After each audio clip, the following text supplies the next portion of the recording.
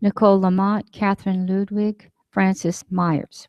Job search, Roseanne Barona, John Carroll, Lee Clark, Joey Gooch, Joe Griffiths, Jim Kay, Robert Palermo, Alex Schwartz, Greg Weaver, Sandy Wimbush.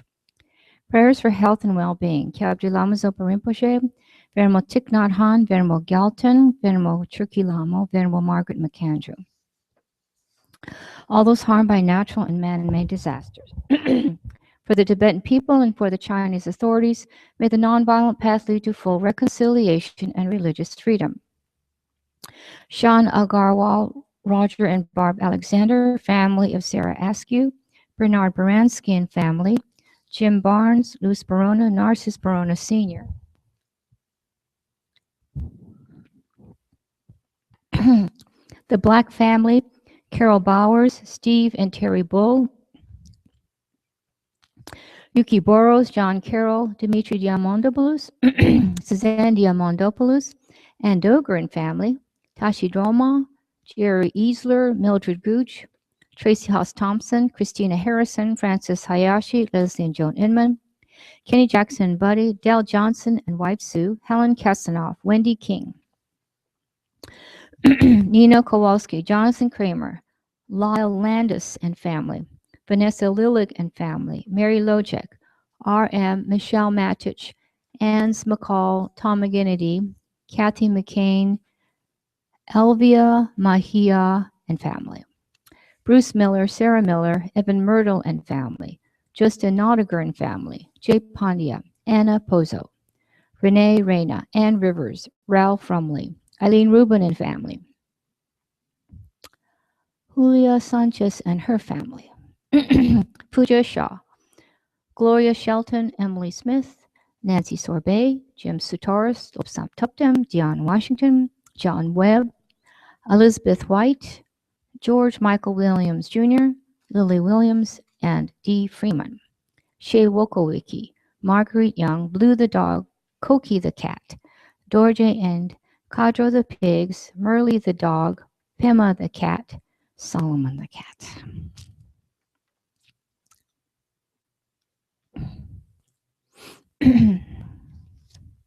So in a moment, Geshe-la will be arriving. And when he does, if you've never been here before, if you'll please stand out of respect for him and the teachings. And if he'll start prostrating, if you feel uncomfortable prostrating with him, you're comfortable to remain standing. It's perfectly fine. We'll be saying some prayers in the Gold Prayer Book. And let's see, the first one is on page 183, Shakyamuni Buddha's mantra, just towards the bottom of the page. And then we'll chant other mantras too. Geshe-la is teaching on the 8 verses of thought transformation, and you can find them in Advice from a Spiritual Friend and this large mind training textbook. Let's see. I believe he's on page 103 in this textbook. And so in this Advice for Spiritual Friend, I'm not, let's see. This is where he is. He's in under recognizing sentient beings as friends and cherishing them. I think that's where he's where he left off.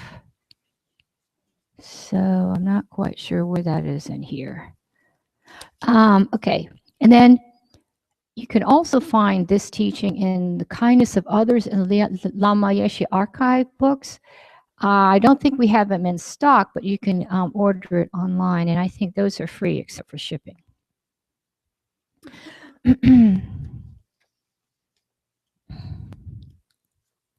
Geshe-la remind me to explain how important it is to circumambulate the stupa. It has thousands and thousands of Dharmakaya relics, and those are primary relics. Relics such as, the bones and garments of Shakyamuni Buddha and other holy beings are secondary relics.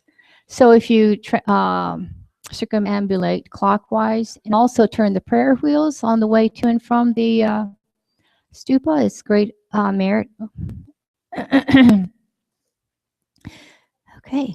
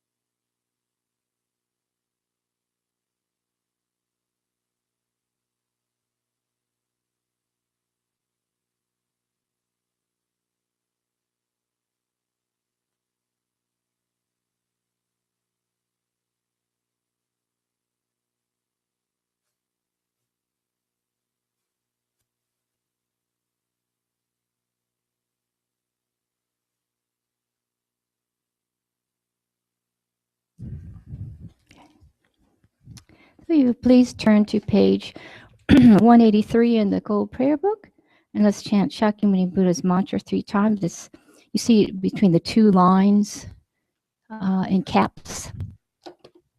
Oops. Tayata Om Mune Mune Mahamunaye Soha. Tayata Om Mune Mune Mahamunaye Soha. Tayata Om Mune Mune Mahamunaye Soha. Now if you turn to page, I think it's 34. Yes, page 34 in the same book. And then in the middle of the page, it says the 4 immeasurables. So let's read that in English. May all sentient beings have happiness and the causes of happiness. May all sentient beings be free from suffering and the causes of suffering. May all sentient beings be inseparable from the happiness that is free from suffering.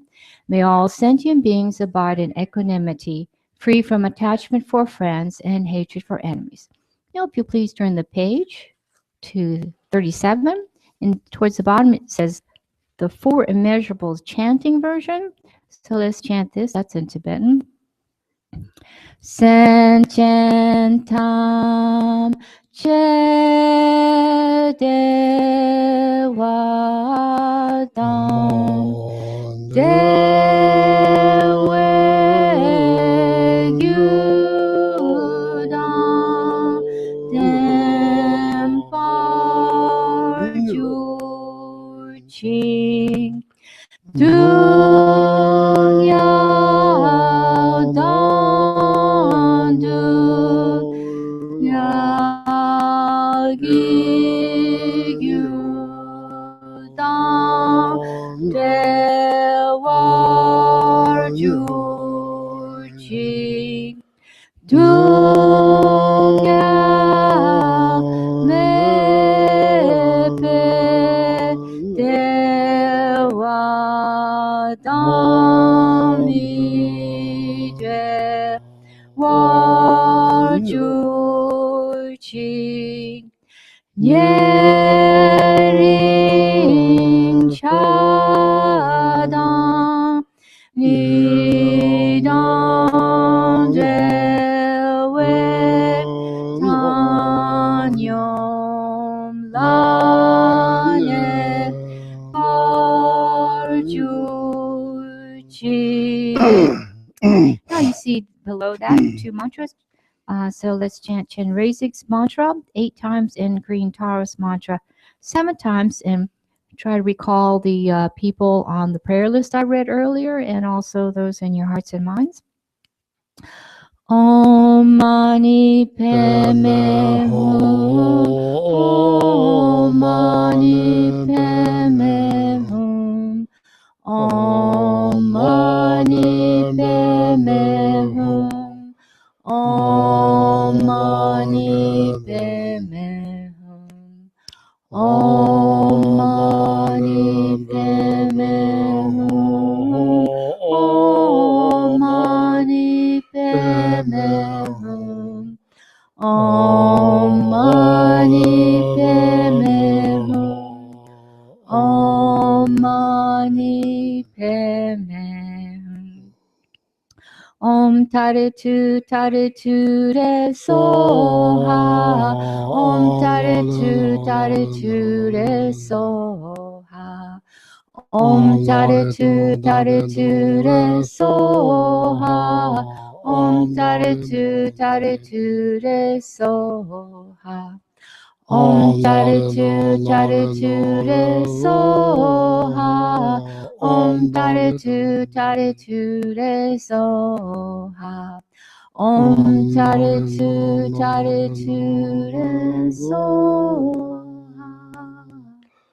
Good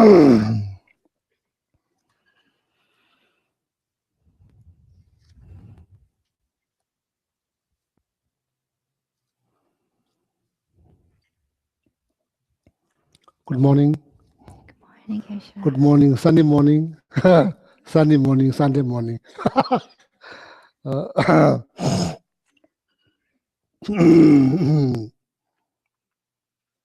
Mm.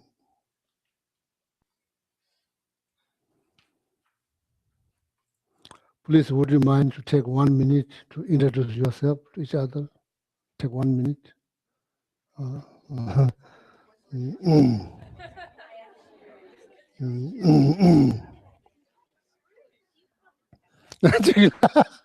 Chigila and I'm introducing you. Introduce each other.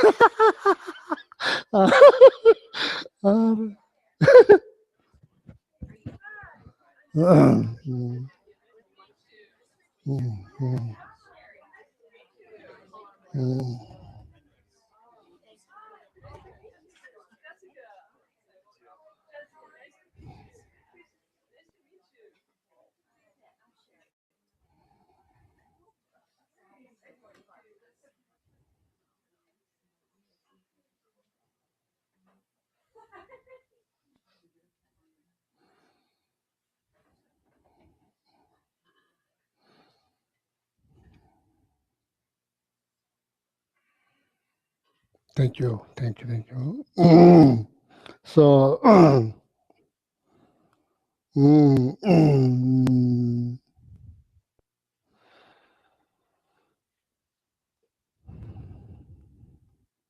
from the Mahayana Buddhist point of view, from the Mahayana Buddhist point of view, because we have relationship with all beings. Somehow, in order to reach the highest level of happiness, that we need to learn how to nurture this relationship with other beings. So, so Dr. Brown, so suggest. I think that's a good suggestion. Dr. Brown suggests me to do this, to ask people to introduce themselves to each other. I thought that's a wonderful idea. So through the Mahayana practice, we are trying to mentally introduce ourselves to all living beings, and as, to nurture the relationship. Then that's how you open your heart to all living beings. So to with the understanding, deeper understanding of our, how to say, connections with all other living beings. Not necessarily in just this life, so this life has history. It has long history. Some people do remember, some people may not remember, but it's not based on whether you remember or not, because this life has history. So, not only thousands of years, like the eons of life history, So then, based on that deeper understanding of the history behind this life, so then you try to open up, your heart towards, equally, not just to your close one, loved one, friends, relatives. You try to open your heart equally to all living beings, and you get, so much benefit. You get so much benefit. Your minds get much happier, less stress, less tense in your mind, because you are expanding your heart.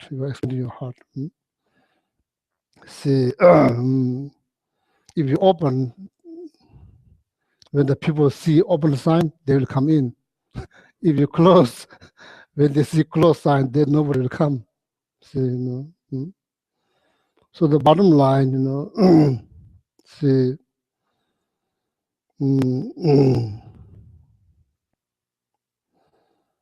each one of us, each and every one of us, including myself, all looking for happiness, trying to avoid suffering every second, trying to avoid even the tiniest, sufferings. In that field, we are same. So much better to contribute what they are looking for rather than what they are contributing, what they are avoiding. That's not good. So see, happy life, peaceful life, all this, if you open up, so the minute you open up your heart to other living beings, then your happiness begin. Your happiness begin. That's why, opening up the heart, Mhm. So somehow, but it has you need reason why I should open up my heart.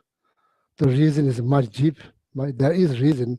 It's not just reason. There's deep, deep reason why we should open up our heart to all other living beings. So then, if you study Mahayana Buddhism, if you study or read about Mahayana Buddhism, and it shows how to do that, how to open up your heart. One way is exchanging how is this? Exchanging self with others, or maybe another way you can say just be in other people's shoes and look at from that point of view. Exchanging. There's another practice that's called Dashe Nyanje Dashe.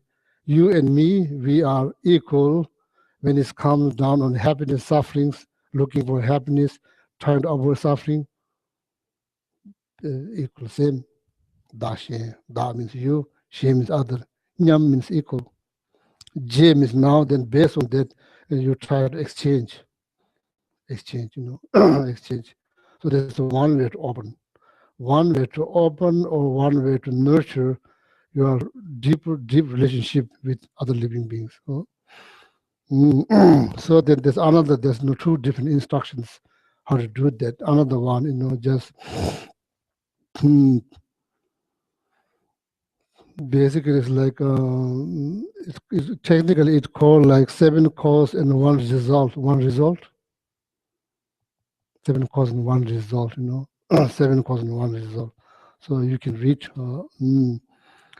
So I'm not going to go in detail into that. So basically, whole idea about that instruction is to go beyond, try to build this relationship. You can't just stuck with this form. You have to go beyond, in order to build a relationship.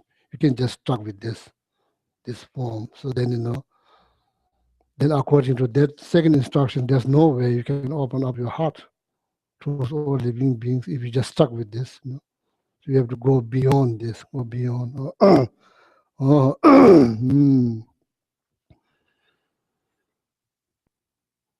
So then, it makes me happy, to see people talking to each other, introducing themselves. That's very good, nice things to do. So Dr. Brown, I think 3 weeks ago, suggested me. So then I start to request people to take a minute to introduce themselves. Then, what else? So now the Tara mantra. So the mantra, the second mantra, we say Tara mantra. See, mantra, this sacred word, sacred word. So much energy be invested in that word, sacred word. Say, if you are doing yoga practice, probably you are very familiar with the word Om. This sacred word. Say, Sanskrit is considered as a sacred word. Sanskrit in the Pali. Then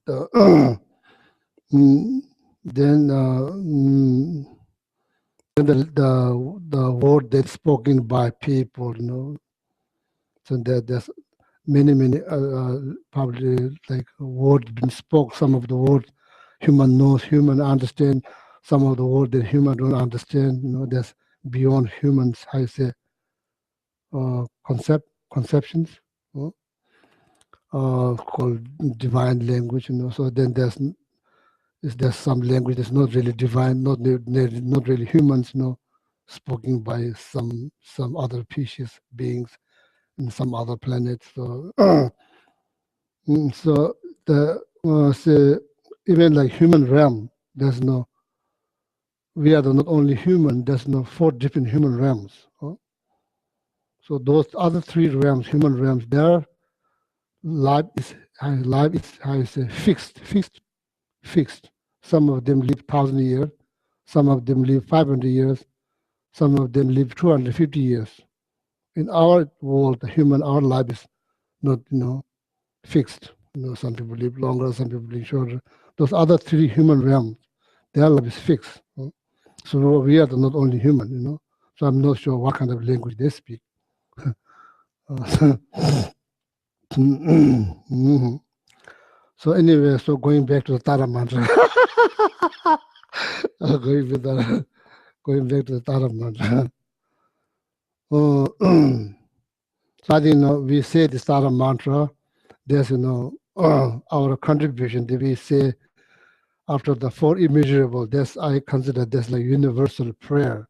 So basically, like so try to generate the wish. Try to generate the wish to have happiness for all living beings.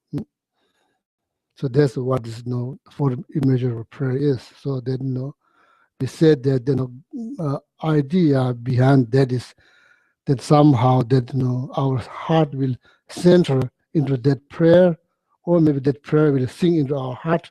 So then we see world differently. We treat I hope is we treat people differently, see them differently. So then that's good. So that's good. So that's probably like our how to say even just saying that prayer is contribution, our contributions, little contribution towards universal peace, see all peace, universal peace. Even just saying the word, believe or not, it creates some kind of positive energy. It creates some kind of positive energy, because this is gentle word. It's not just word, it's gentle word. It's carried the gentle meaning. So if you reflect on that meaning, so then it becomes meditations. So that meditation will definitely change your perceptions about other living beings. From it'll open up. It'll open up. So in the end, it's good for you. Good for you. As I mentioned, the minute you start to open up, so your happiness begin. Your happiness begin. Your own true happiness begin. So then Tara mantra, just saying this Tara mantra, there are, you see here in front of the Tara, there's one piece of paper. It has a lot of names. People request us to pray. So then we recite this 2 mantra, Om Mani Padme Hum. This typically in Tibetan communities, that's what people, every single Tibetan people knows this mantra, Om Mani Padme Hum, even the small child, 2 years old. And the minute they start to talk, they know how to say this mantra. This mantra is called mantra of compassion. Compassion. Reciting that mantra somehow helps you to become more compassionate human being. So that's exactly what we need. We need more compassionate human beings. So that guarantees happiness for all living beings. Okay. So the Tara mantra. So it's not just simple wish. Oh, I want to be happy. I want to be. It's not just simple wish. It needs cause. You have to create the cause. You have to create the cause. You have to do something to feel happy. Feel happy. So so then otherwise why everybody's not happy? Because everybody wants happy. Everybody wish for happy. Why everybody's not happy? Why some people are happy? And see like people in the cave, deep in the cave. Material wise, they have nothing. Mental wise, they are very happy. How? Because they do something to feel happy, to be happy. They do something every day, every day. So that's why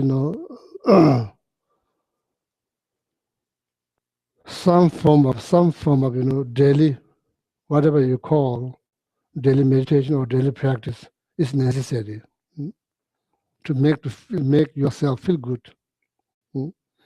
Not just eating something or drinking something, because thinking something makes you happy.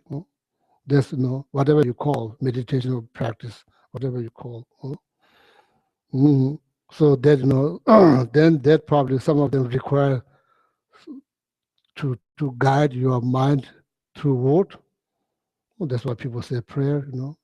Say prayer to guiding your consciousness. Through word to get there and to feel happy, to feel valuable, to feel useful, to feel meaningful, to know to feel that you are contributing something rather than doing nothing. See, so then Tara mantra, Om Tare Tutare Turiso, Tara mantra. See, I'm not just asking. This is not order. Please don't misunderstand. I'm not ordering you to do something. I'm just suggesting you something. Not ordering. So I'm not in a position to order something. So because I myself fell. Feel or fell. I myself feel.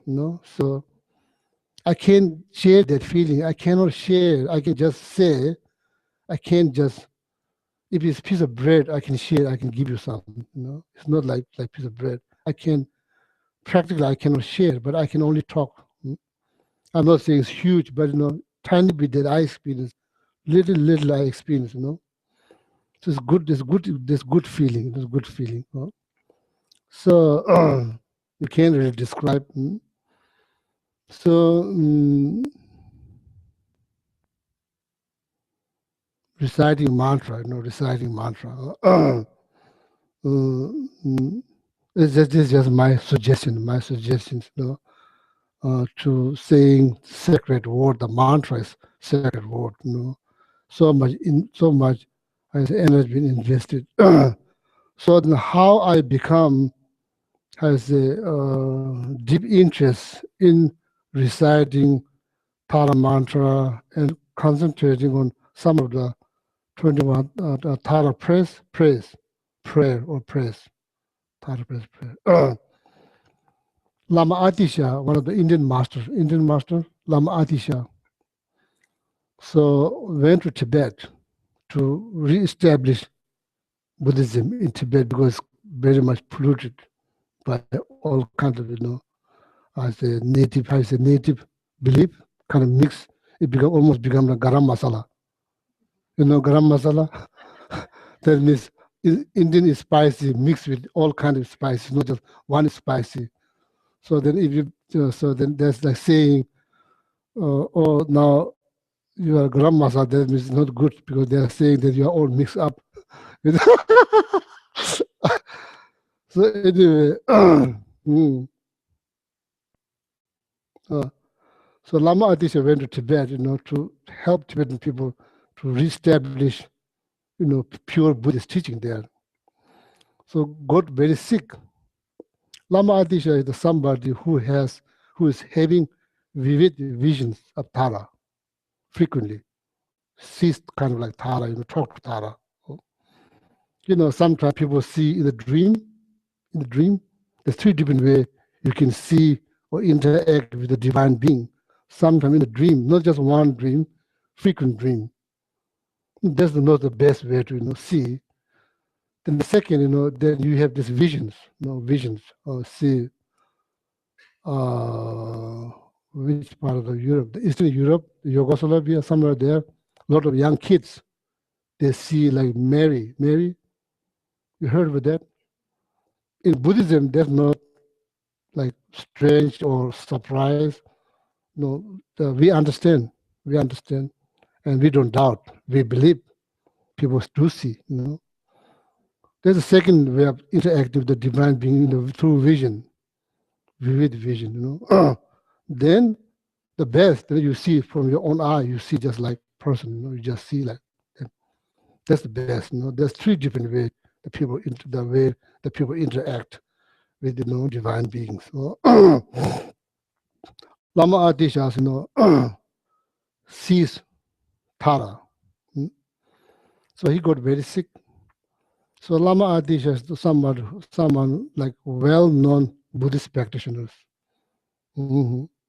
Every single teachings that Buddha taught, Lama Adisha know all of them, not just know them very well, very well. So Tara suggests Lama Adisha to recite 21 Tara prayers.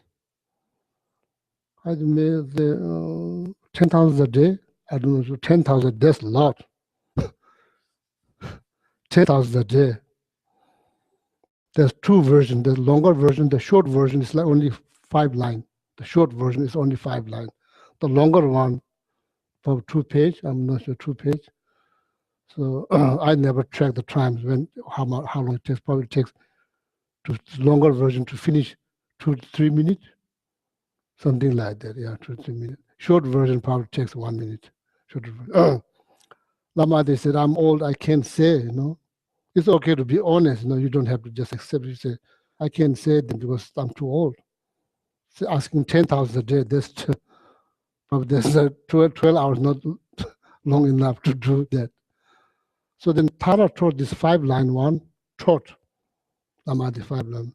Lama Adisha managed to say the 10,000 a day because these people has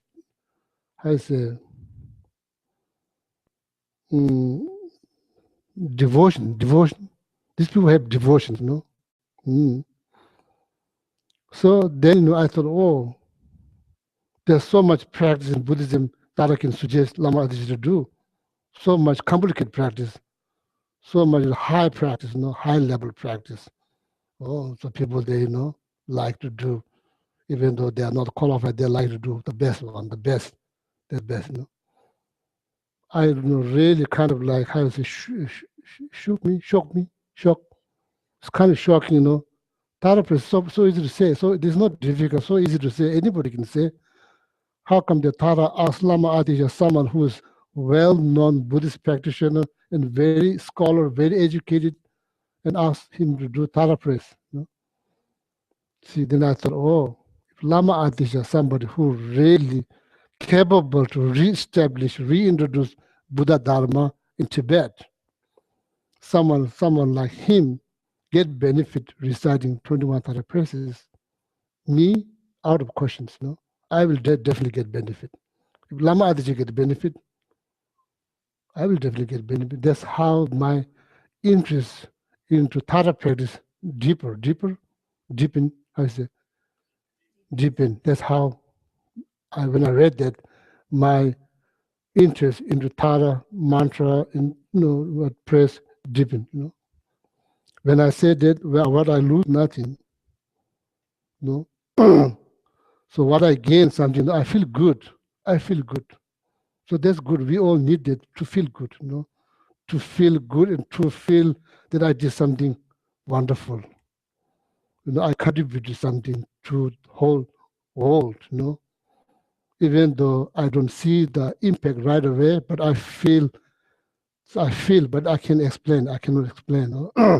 So then Tara mantra, Om Tare Tudaturiso, Tara mantra, Om Tare Tudaturiso. So I just want to explain, So then whether you like to do or not, then I will leave that totally up to you.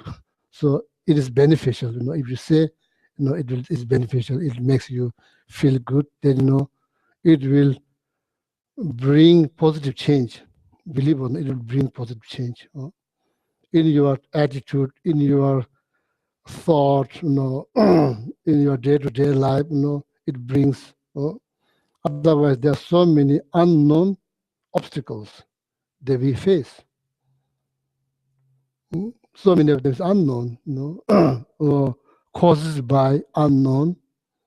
Not necessarily always caused by people, So there are all kinds of pieces that we don't see. Doesn't mean they are not there. They are there, but we don't see them. Even the human, as I mentioned before, we are not only human, there's other part of the world that's human, but we don't see them. That doesn't mean they're not there, they are there. See? So, anyway, now back to the Tara Mantra. Back to Tara Mantra. So, Om, so when we say Om Tare, Tutare, Turi Soha, Om means, Om, there's 3 letters together. A, U, Ma. A, U, Ma become Om. Whenever in the yoga, when you say Om, you are saying A, U, Ma, together, Om, become Om. A symbolize body. U symbolize speech. A, U, Ma symbolize heart or mind. Then you say mind, body, spirit, mind. Sometimes there's a workshop in the pre-market, what do you call mind, body, spirit. So I'm not sure what spirit is. We call mind. The mind, body. So we say mind, body, speech. Okay, mind, mind, body, speech. That's the meaning of Om. Mind, body, speech. Thinking about Om. Then you are thinking about Tara's body, speech, and mind. Om, or you are thinking about your body, speech, and mind. Om. Then some case you think it's not different. It's one. One. It's not separable. It's not separate. It's same. Same. Basically, say my body, my speech, my mind is divine as Tara's body, speech, and mind. Same. Same. Om. Okay. Om. Does it make sense? Om. Yeah. Body, speech, and mind. That's what you say. Om. Tare. Tare. That's the name of Tara. Tara. Female enlightened being. Tare. Om. Tare. Tutare, this word, this sacred word. Tutare is that has ability to free us from all fear. Fear. Tutare jigunsema. That word tutare, Om Tare, Om body, speech, and mind. Tare, the Tara, kind of calling, not Tare. Tutare is like this word, this sacred word. The sacred word has ability to free you from all fear. All fear, jikun, not just one fear, all fear, jikun. So because of that, here, all the Tara, here, there's 21 of them. It's all manifested by Tara for different purpose, different purpose. Because different types of fear, different types of obstacles that people face, then Tara manifests. This problem, Tara manifests that. And this problem, Tara manifests this. So there's 21 of them that manifested according to people's needs, our needs. Om Tare, Tutare, Jigusema, Tutare, that the word, the meaning of that word or that word, sacred word is, how you say, it free you from all the fears. Jigusema. Ture Twenam Om Tare, Tutare, Ture, now the last one. Ture Twenam Tamjetama, it fulfill all the wishes. Fulfill all the wishes. Soha likewise. Soha likewise, like that. Om Tare Ture Soha. So now when you say the mantra, if you know the meaning of the mantra, then it becomes meditation. When you say Om, you're thinking about something rather than just Om. So then it's a sacred word. You will get some benefit, but if you know the meaning, it's better. Then when you say Om, then you are thinking something. Then your thought is occupied with something positive. Body, speech, mind. You're thinking of body, speech, mind. That's not really negative, right? Is it negative? See, it's much better to tutare, then free from all fear. Ture, then like kind of wishes fulfill, or the fulfill the wish. So likewise.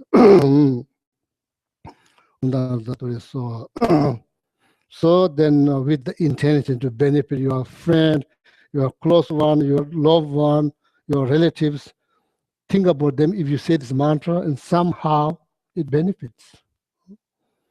So people approach to me, so the prayer that we say for them, they say they feel.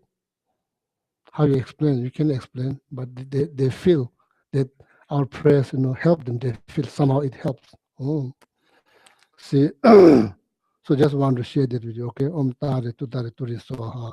Oh. So,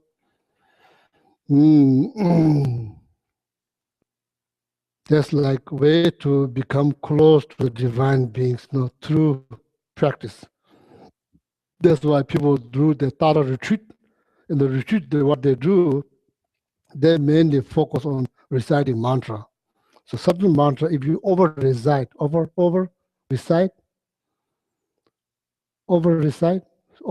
means makes sense. If you say a lot of them, not just one or a lot of them, somehow you generate certain power.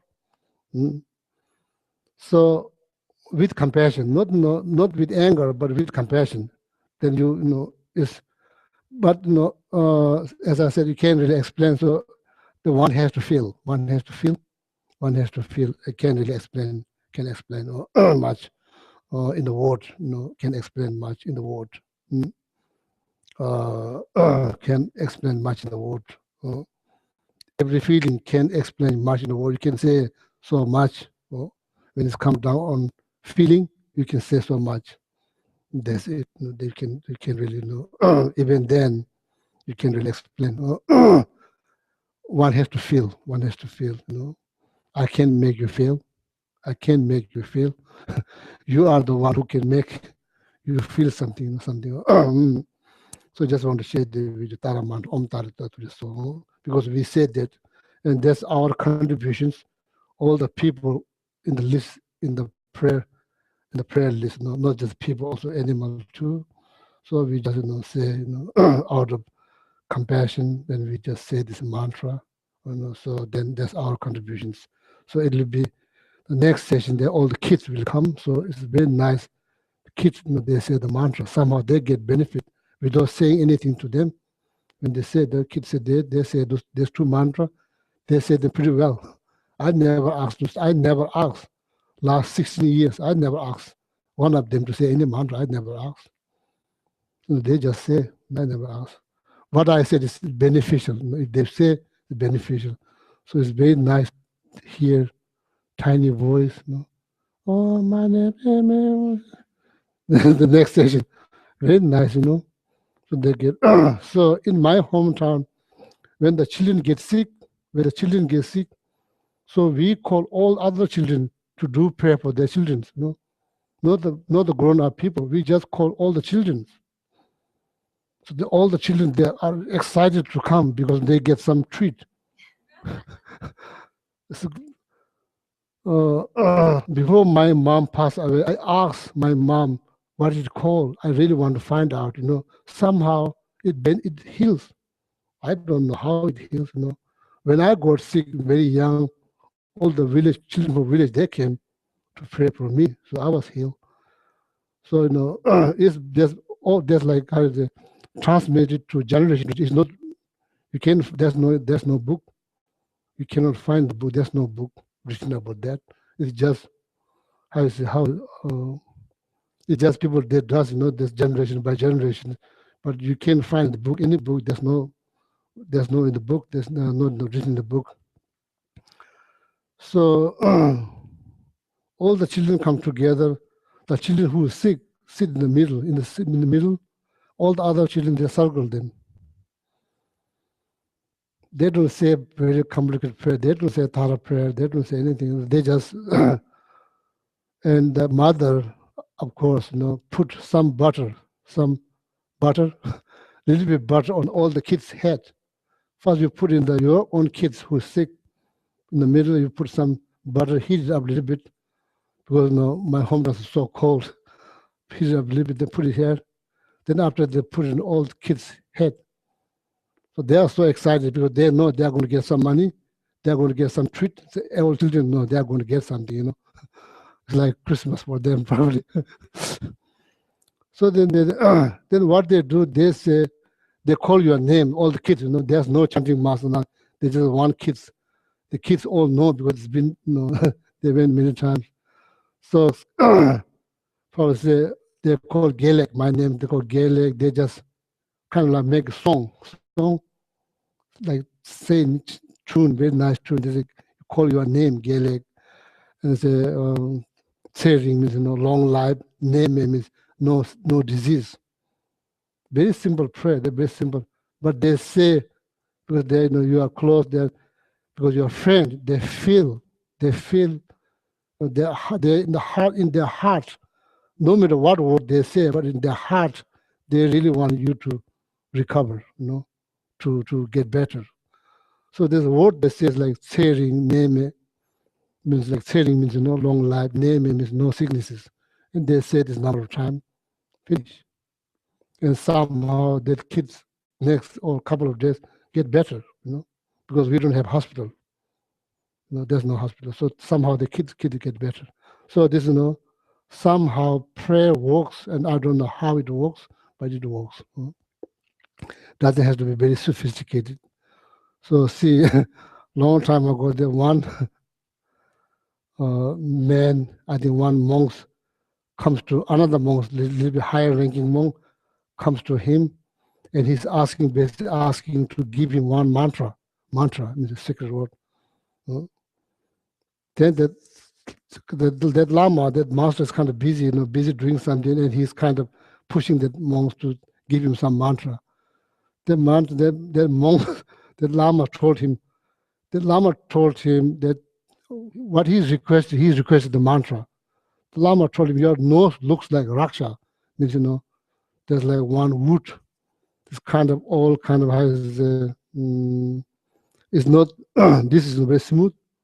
Another kind of beads, they're kind of like not really smooth. What do you call rough, very rough. Some people have nose. A lot of I say, yeah, there's not really plain nose. It has all kind of things growing here, there, kind of big. So that most nose is like this, kind of big, and there's all like extra meat here. Extra meat here. There's not just one small, many. And then monks say your nose is like one of the beads, and that looks like that. Your nose is like that. And he thought, oh, he gave me mantra now. Then he keeps saying, my nose is Raksha, my nose is Raksha. Then he took that very seriously, and he recited that, wholeheartedly he recited that. So then he recited that somehow, a lot of people get benefit from him because he's putting his heart into that. He recited. So then somehow the Lama got very sick. There's some kind of sore in here, and it has a lot of pus built up the sore, and it's like choking him, not able to talk, not letting him to talk, able to talk. So then they are looking for healer. They're looking for healer. They call doctors, numbers late benefiting. All of a sudden, that attendant heard there's somewhere there in our town somebody who recites this mantra, very sacred mantra, heals a lot of people. Then he asked Lama, so why we don't call him? Lama said, okay. So then they call him. Turns out the same person who Lama gave the mantra. Then he recited the mantra. Then Lama told him, your nose looks like this one of the rough beats. Lama just burst because that's not mantra, that's about his nose. When he said that, the Lama just laughed so hard, all the pus exploded, and he was healed. See, he was healed. So anyway, so so anyway, so then maybe I'm just wasting your time. What do you think? Should I tell one more story? Then I'll read from here. Sometimes people say, people worry about how to pronounce mantra. It's not like if if your heart is there, it doesn't really matter, you know. So there's one mantra you are supposed to pronounce. Kili kili, kili kili. You are supposed to pronounce like kili kili, kili kili. And then one person is like pronounce probably as a, saying wrong, pronouncing as a, incorrectly.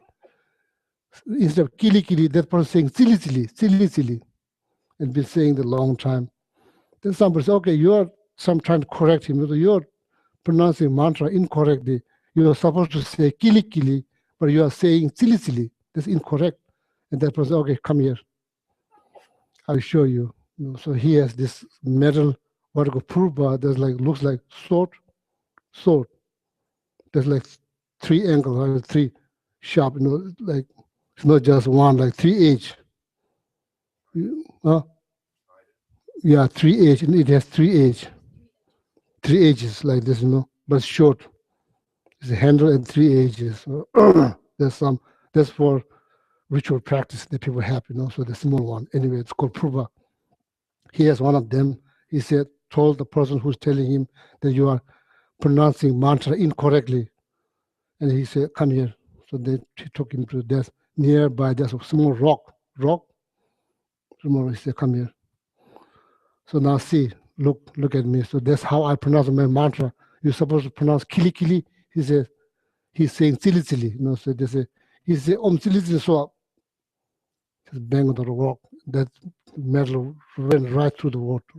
So that's how I pronounce. It's where it's mistake, incorrect or correct. That's a part of my mantra. He said, that piece of metal went into the rock. So now when you go there, some eastern part of Tibet, you still see that there's rock is still there somewhere there. When you go to eastern part of Tibet, things happen. So you never know. So with that, so then I will read a little bit from here, a book. Okay. So the Tara mantra. So if you are interested to say Tara mantra, then I thought it would be nice to explain the meaning. So then at least you know the meanings of the mantra. Okay.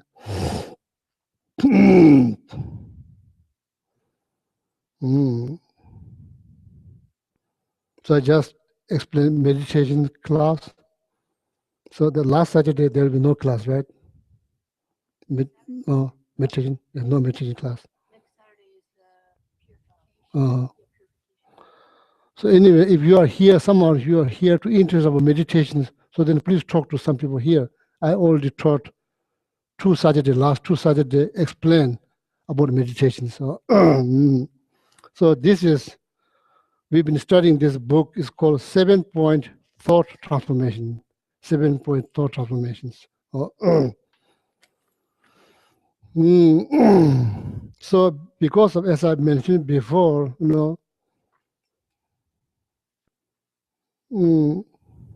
Sempa means mind in Tibetan word. Sempa. Kibo means happy mind. Unhappy mind, happy mind because of mind, right?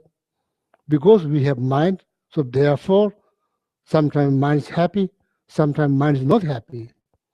So if you don't have mind, then it's happy mind, unhappy mind is out of question. So because of we have mind, so then mind gets sometimes happy, sometimes get unhappy. So this is all in thinking. So because of that, this thought transformation, how I say, to build happiness through thinking or through changing certain thought. Okay, so this is, last year I've been just talking without books. So this year I decided, maybe I should base on some books, so that people, people here, the West, like to read books. So then I thought maybe I should base on my talk on some books, then people can read themselves, people can read. So this is called 7-Point Thought Transformation. So why the thought needs to transform? Because the thought, so much suffering or difficulty that we experience because of the mind. See, chokla yiji dunga. Poor people has more physical difficulties, no challenge. No, so not able to eat, worrying about what we are going to eat tomorrow, how we are going to get food, how I'm going to feed my children's family. You know, this all struggle by basic necessity. So if you've been to Nepal, India, you know, more part, you know, see, you can look at them, how hard they work, just simply for food, you know. No. Remember the chocolate, then people who are well up, they have more complication in the mind, more complication produced by mind, not necessarily by not lack of food or shelter or no basic necessities. Simply there's so much going on in their mind. Because of that, life become more complicated. So they are in that part of the world, physical world become more complicated, more demanding, because in order to survive. And here, more like, you know, like in the mind, you know, caused by so much in the mind. So this 7-point thought transformation is very, very beneficial. It will teach you how to transform or how to train or change certain thought that cause, you know, for suffering. Okay. So so first let me read one paragraph here. So where we stop? Geshe-la, we were in the third section, taking adverse conditions onto the path of enlightenment, and we were on the point with the 3 views and treasury of space. The yoga of protection is unexcelled. So please, can you wait 1 second if I can find? Because we have been missing class because of weather. I'm enjoying because of so many classes been cancelled. So many classes been cancelled. I enjoy, but you know. Oh, so see if I can find some.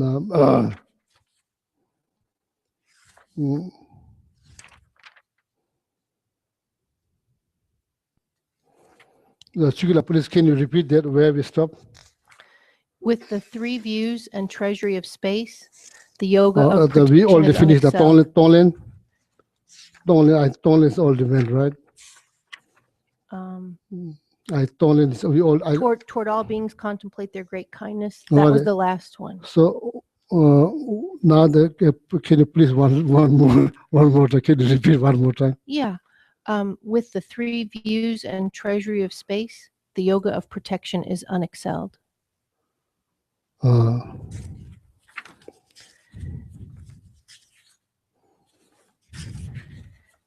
I need to find the root text here. It's in the third section, taking adverse conditions onto the path.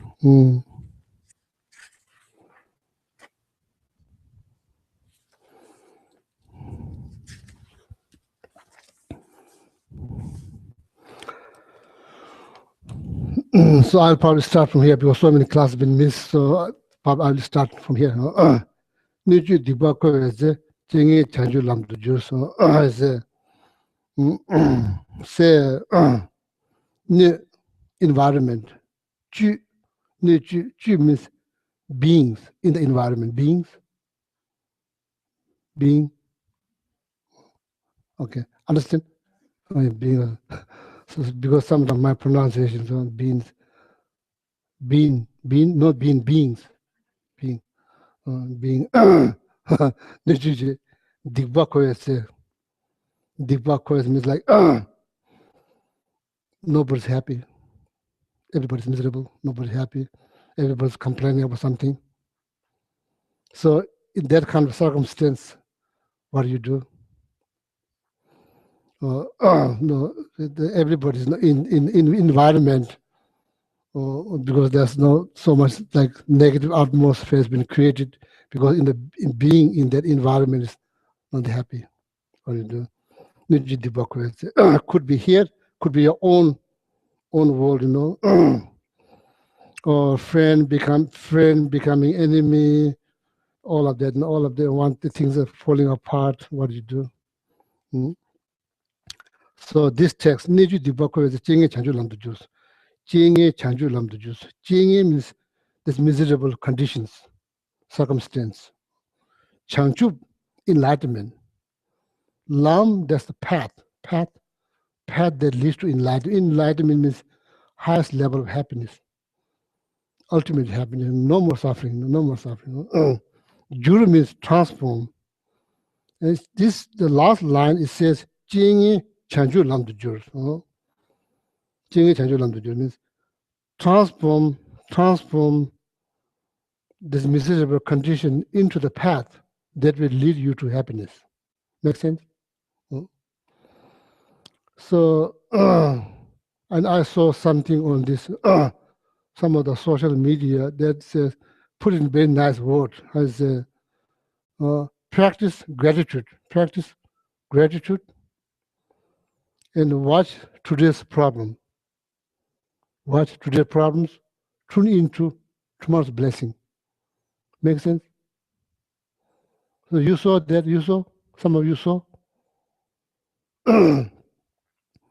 So what is your understanding? Okay, practice gratitude, that's quite, obvious, right? Practice gratitude. So maybe it means different to different people, It means something different to me. Maybe I hear something different, maybe you hear something different. Practice gratitude. As a Buddhist, what do you do? So when you wake up, instead of trying to find something to complain, the minute you wake up and you think about precious human life. This life is, we may think, oh, this life is this is useless, and I don't like myself, I don't look good, I don't this and that, all negative, well, there's no meaning, I don't know why I'm here, my life has no value, I'm just useless, all of that. That's like wrong thinking. First of all, wrong thinking. That's not practicing gratitude, right? Am I right? So in the Buddhist, so that you think about precious human life. Oh, this is so precious, so meaningful, so difficult to find. Precious human life. So, in the beginning, it requires some effort because we are not used to think like that. We are used to think like, oh, I don't like myself. Oh, my life has no meaning, I don't like every cloth that I buy doesn't fit very well, so I don't know how to buy clothes. All about negative, I don't know how to dress myself, all of that, it's all negative. So then the practice of gratitude as a Buddhist, so that's what you're supposed to do every morning when you wake up, and you just feel grateful that you're alive. You can see, you can hear, you can move around, and you can say some nice thing, you can think something beautiful. That's why there's thinking something good that could lead you completely free from suffering. That just thinking like that could free you from suffering for good, not just one day, for good, for good. Combination of this smart brain and this body, you could liberate. No question, you could liberate. For good, not just for 1 hour, 2 hours, for good. That's called what they call enlightenment, liberations. It only happens because of this combination of this brain and this body. Because of, so that's how practicing gratitude. So that's how I understood. So maybe different vision. There can be different version of practicing gratitude, based on health, based on the resource that you have, the air you breathe, the sky you see. Some part of the world you cannot see clear sky. It's already polluted all the time. There's no fresh air to breathe.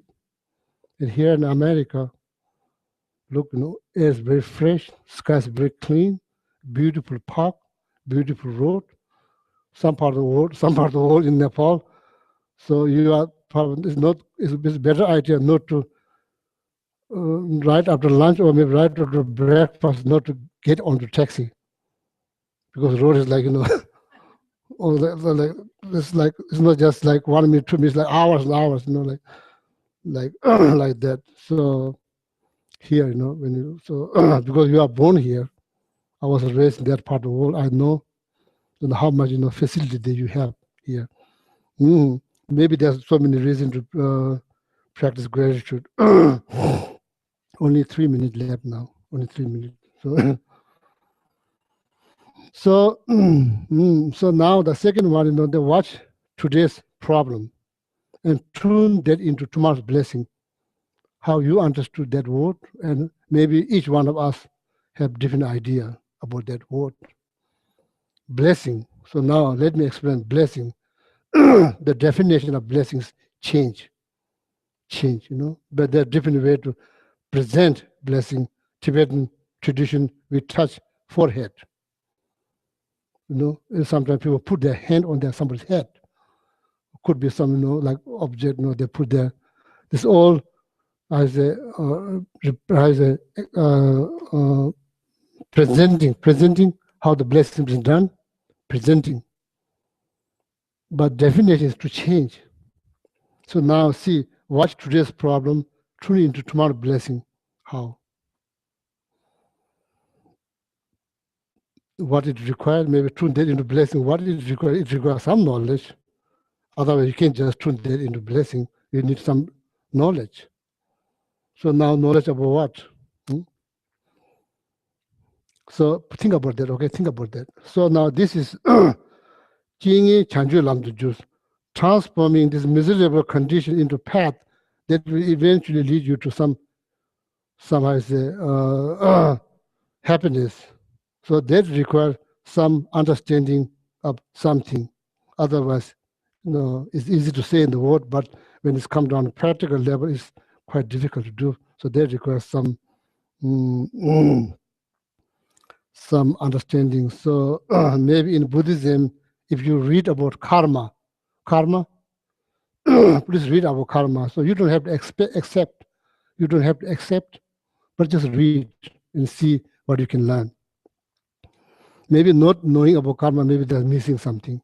Just read and think about that, okay? Then the last one, so then I'll stop. There's also, I saw something on the social media, so I just want to share this with you. See, let me remember. I myself never saw that word in the book, but that it says like somebody asked Buddha, some of you may saw that somebody asked Buddha, I want happiness. Did you see? And the Buddha, what Buddha said, I myself, needs to be clear, I myself never saw that in Tibetan textbook, but saw that on social media, you know. So I myself didn't see that in the book. Does not mean they are not there, because there's so much. I never read all of them. I read many of them, but so many of them I never read. So hard to see, you know. Just like, you know, so many books I never read. So some of them I read. So somebody asked Buddha, I want happiness. So then Buddha told that person, okay, first remove the I. Remove I. That's ego. Ego. Remove I, that's ego. Just think about that. That's great meaning. So then the second say remove want. Want, that's desire. I did talk about that quite a bit last year or maybe this year too. Quoting Kadama Master's advice. Say remove the want, you know, that's desire. So they say now you are left only with happiness. I want happiness. That's the only word that's left is happiness. Kind of interesting. Very interesting. Not just interesting. So ego. So I, the very beginning, I. What is I? Maybe we don't understood I very well correctly. Maybe our understanding of I is completely mistake. And so much we build on that, that's all, it's not going to be last forever, because foundation is all. So now question is, what is I? What is self? how you define self, how you define I. What's I? Is body? This is not body. What is it? What is it? What is it? So then that questions lead to you to find true self, true self. So that leads you to teaching on emptiness. That leads you to teaching on emptiness. You lead there.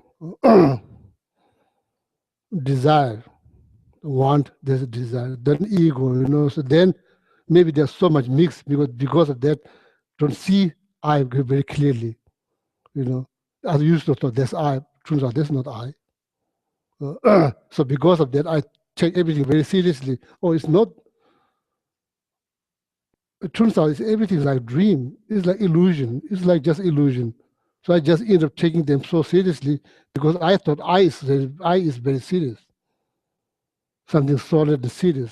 It's all mistaken now. It's all right from the beginning. Everything is mistaken, So that's why now it turns out that's why I take everything so seriously, not able to see them as a dream, as an illusion, treat them very seriously.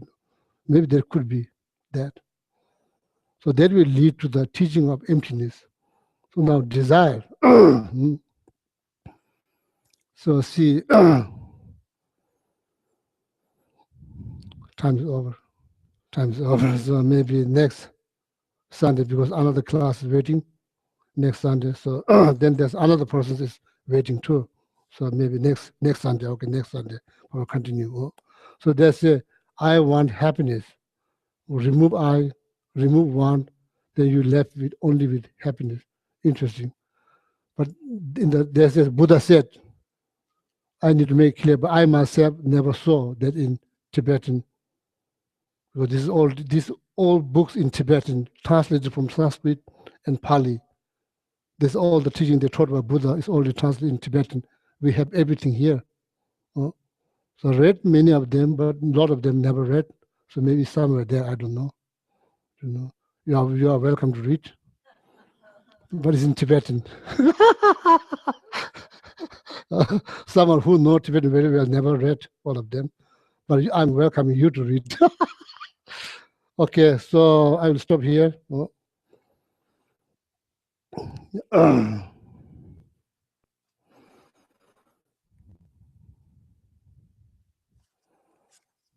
Okay, so if you'll turn to page 246 in the Gold Prayer Book, let's read the dedication of Master Shantideva's Bodhikaryabhatara. May all beings everywhere, plagued by sufferings of body and mind, obtain an ocean of happiness and joy by virtue of my merits. May no living creature suffer, commit evil, or ever fall ill. May no one be afraid or belittled with the mind weighed down by depression. May the blind see forms and the deaf hear sounds. May those whose bodies are worn with toil be restored on finding repose. May the naked find clothing, the hungry find food. May the thirsty find water and delicious drinks. May the poor find wealth, those weak with sorrow find joy. May the forlorn find hope, constant happiness, and prosperity. May there be timely rains and bountiful harvests. May all medicines be effective and wholesome prayers bear fruit. May all who are sick and ill quickly be freed from their ailments. Whatever diseases there are in the world, may they never occur again. May the frightened cease to be afraid and those bound be freed. May the powerless find power, and may people think of benefiting each other. For as long as space remains, for as long as sentient beings remain, until then may I too remain to dispel the miseries of the world. Now if you just flip the page to 244 and 245, this reads some long life prayers. First on 244. In the land encircled by snow mountains, you are the source of all happiness and good. All-powerful Chenrezig Tenzin Gyatso, please remain until samsara ends. And then on the opposite page at the bottom, the one who mastered his speech at a very young age, the one with great patience who received the name Avatara, the one with great precision who spread the teachings of Lama Tsongkhapa on bliss and void, Lama ornament of the yellow hat tradition, please remain until samsara ends. and then back to the previous page. You who uphold the subduer's moral way, who serve as the bountiful bearer of all, sustaining, preserving, and spreading Manjunath's victorious doctrine, who masterfully accomplish magnificent prayers honoring the three jewels, Savior of myself and others, your disciples, please, please live long. Om Tare Tu Re Soha. Om Tare Tu Re Soha. Om Tare Tu Re Soha. Om Tare Tu Re Soha. Om Tare Tu Re Soha. Om Tare Tu Re Soha. Om Tare Tu Re Soha.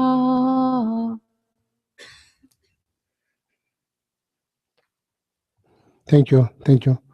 Have a nice weekend. Yeah. Enjoy beautiful weather.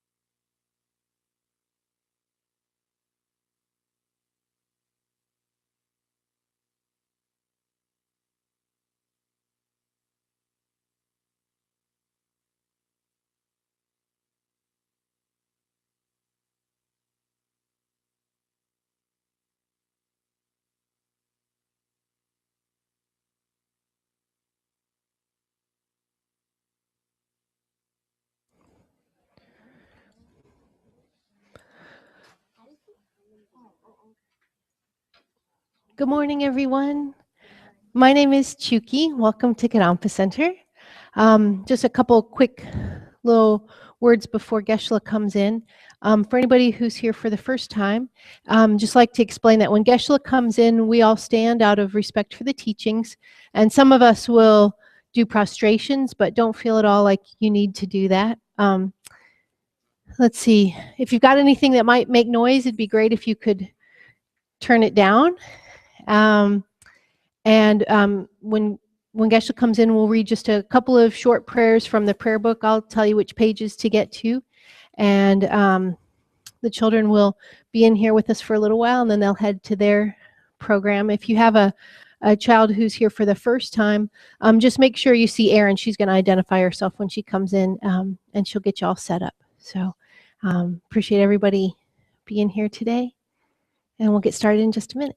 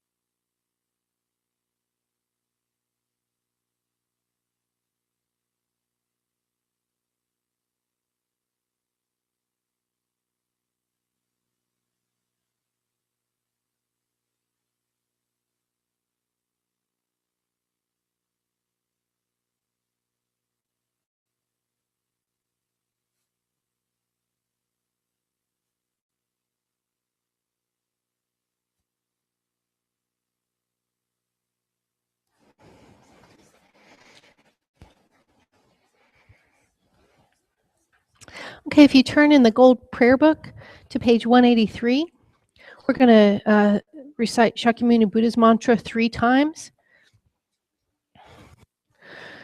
Taya tau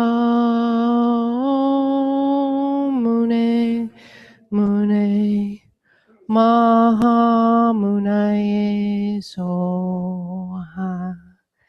Taya tau mune mune maha munaye soha. Taya tau mune mune maha munaye soha.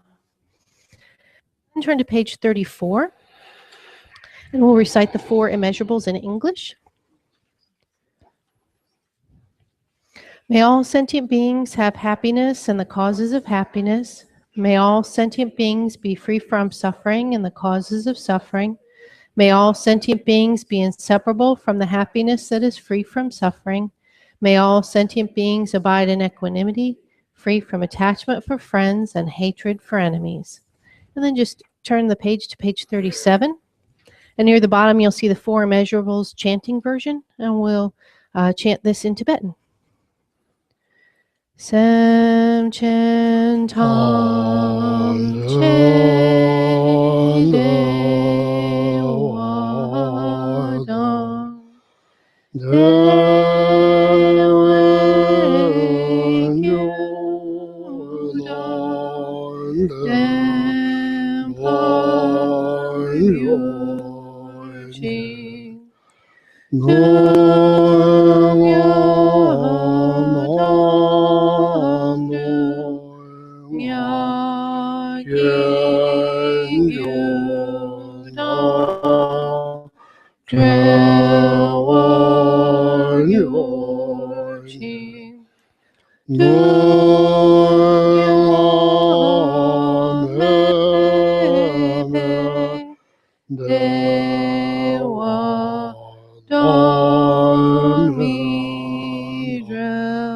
월요신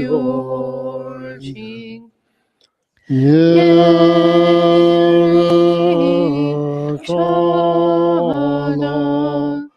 니던드레 외탄영안에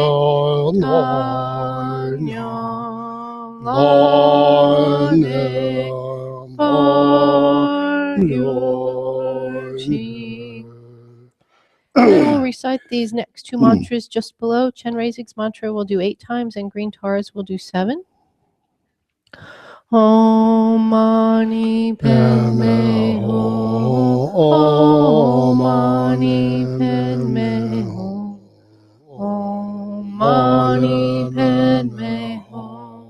Om Mani Padme Hum. Om Mani Padme Hum. Om Mani Padme Hum. Om Mani Padme Hum. Om Mani Padme Hum. Om Tare Tu Re So Ha. Om Tare Tu Re So Ha. Om Tare Tu Re So Ha. Om Tare Tu Re So Ha. Om Tare Tu Re So Ha. Om Tare Tu Re So Ha. Om Tare Tu Re So Ha.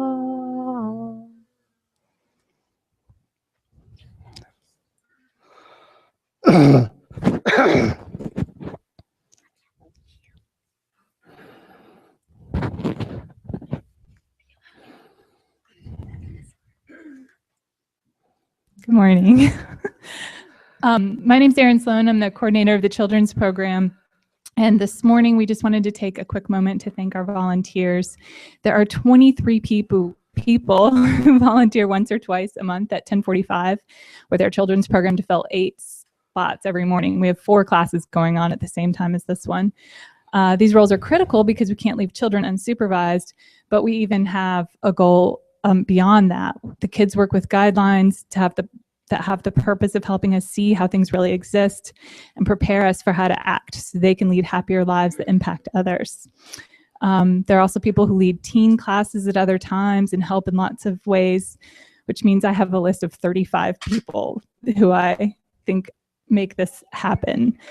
It's an amazing effort for what's a small part of our center's offerings.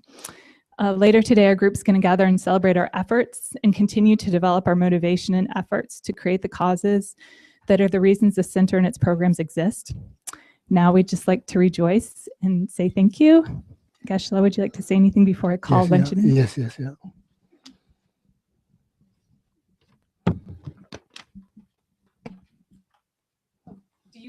Would you like to say anything before I call names? Oh, yeah, okay. You don't have to. I thought that you were asking me to call names. No.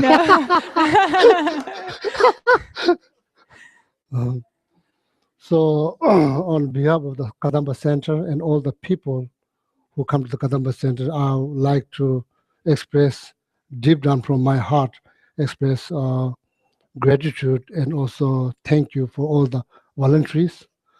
So the purpose of this children's program is to, when they grow up, so hopefully they will learn something from this class, and that requires so much energy or times, not just 1 month, many years. That's why, because of those volunteers, this children's program has been very, very successful here at the center. So then what they are teaching is will definitely help when they grow up, when they get angry, when they get jealous, when they become unhappy. They have learn some tool to deal with that. So they are not just class. It's like class to help them when they grow up, when they go to high school, when they go to college. So many challenges they face. So they have some tools to deal with. So because of that, I want to thank you, bottom of my heart. Thank you for all the volunteers. Yeah. So I'm going to let you guys kind of line up because I'm going to have to put this microphone down to hand things over. Our preschool volunteers, Dorothy, Shannon, Vincent, Meg, Jason, Ian and Ann Worthington, Carrie, people like Colleen and Tony, if you're here, please come up because you're always helping out. Thanks to our family Dharma camp planners. I can't even begin to tell you how big a job this is. I wouldn't be surprised if it was 80 hours each easily.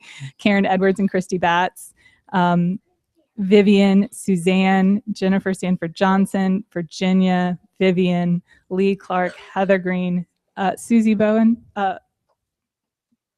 Boehm, or if you're here, I missed you, thanking you in the past with a gift. I'd love for you to join us. Linda Saw, Melanie, Sue, Heidi, Rob, Keith, Peter, Amy, Jackie Harris, Cara, John Castello, Nicole, Jill, Jim Barnes, Heather Sanderson. Thank you. Yeah, please.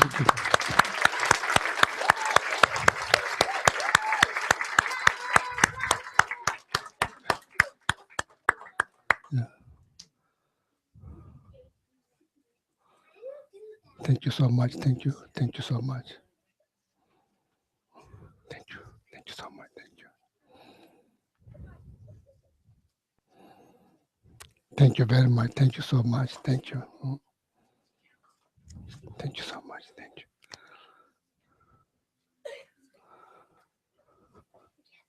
Thank you. Thank you so much.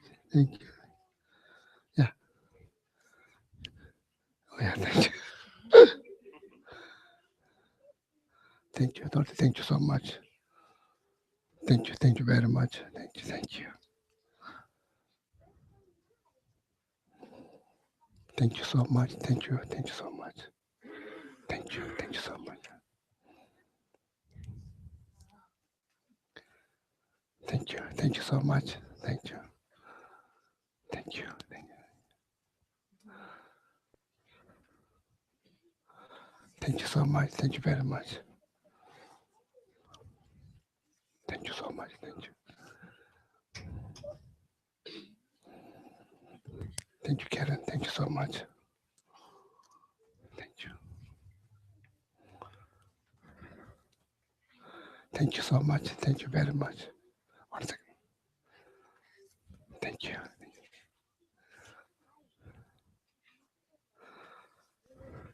Thank you, Lee. Thank you.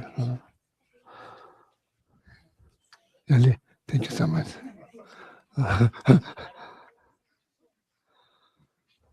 Thank you. Thank you so much. Thank you very much. Thank you so much. Thank you. Thank you, Linda. Thank you very much. Yeah. Thank you so much. Thank you. Thank you so much. Thank you. 1 second. Thank you so much. Yeah, it's okay. Thank you so much. Thank you. Thank you so much. Jill, thank you so much. Thank you. Thank you so much. Thank you so much. Thank you. Thank you. Yeah, Ellen, come. Ellen, come. Ellen, you come. Oh, I'm sorry. Thank you so much. Thank you. Yeah. Thank you so much. Ellen, come here. Yeah, thank you. You deserve this. Thank you so much. Thank you. Thank you.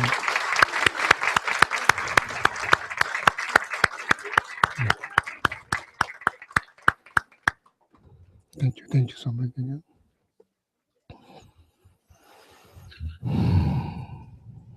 So now the children can head on to their classes.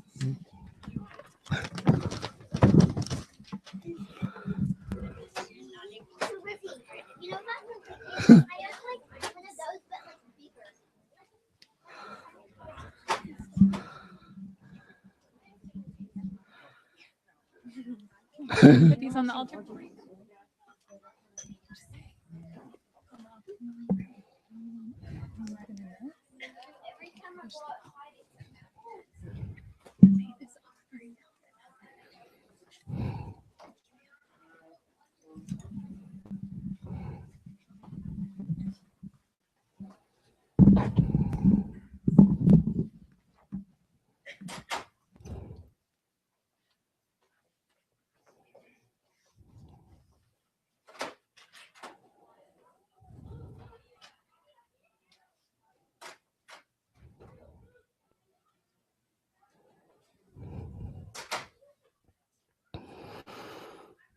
Good morning. So,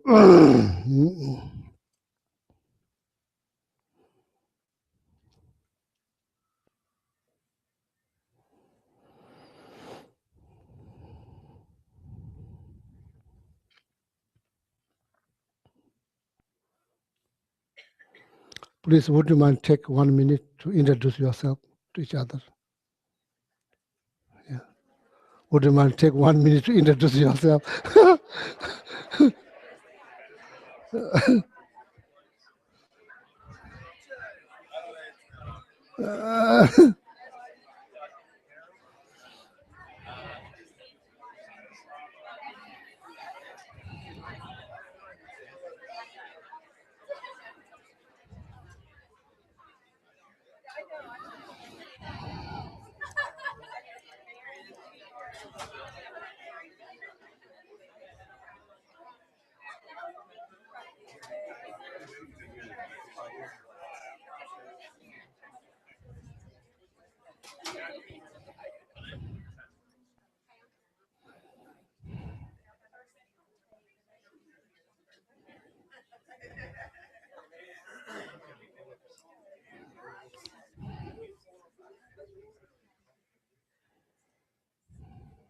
Thank you. Thank you.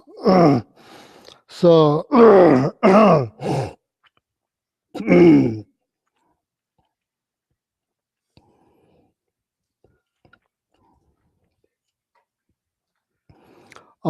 from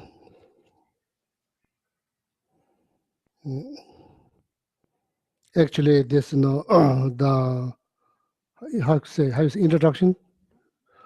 So Dr. Brown suggested, so I think this is very good suggestions to, so since Dr. Brown give me order to do this,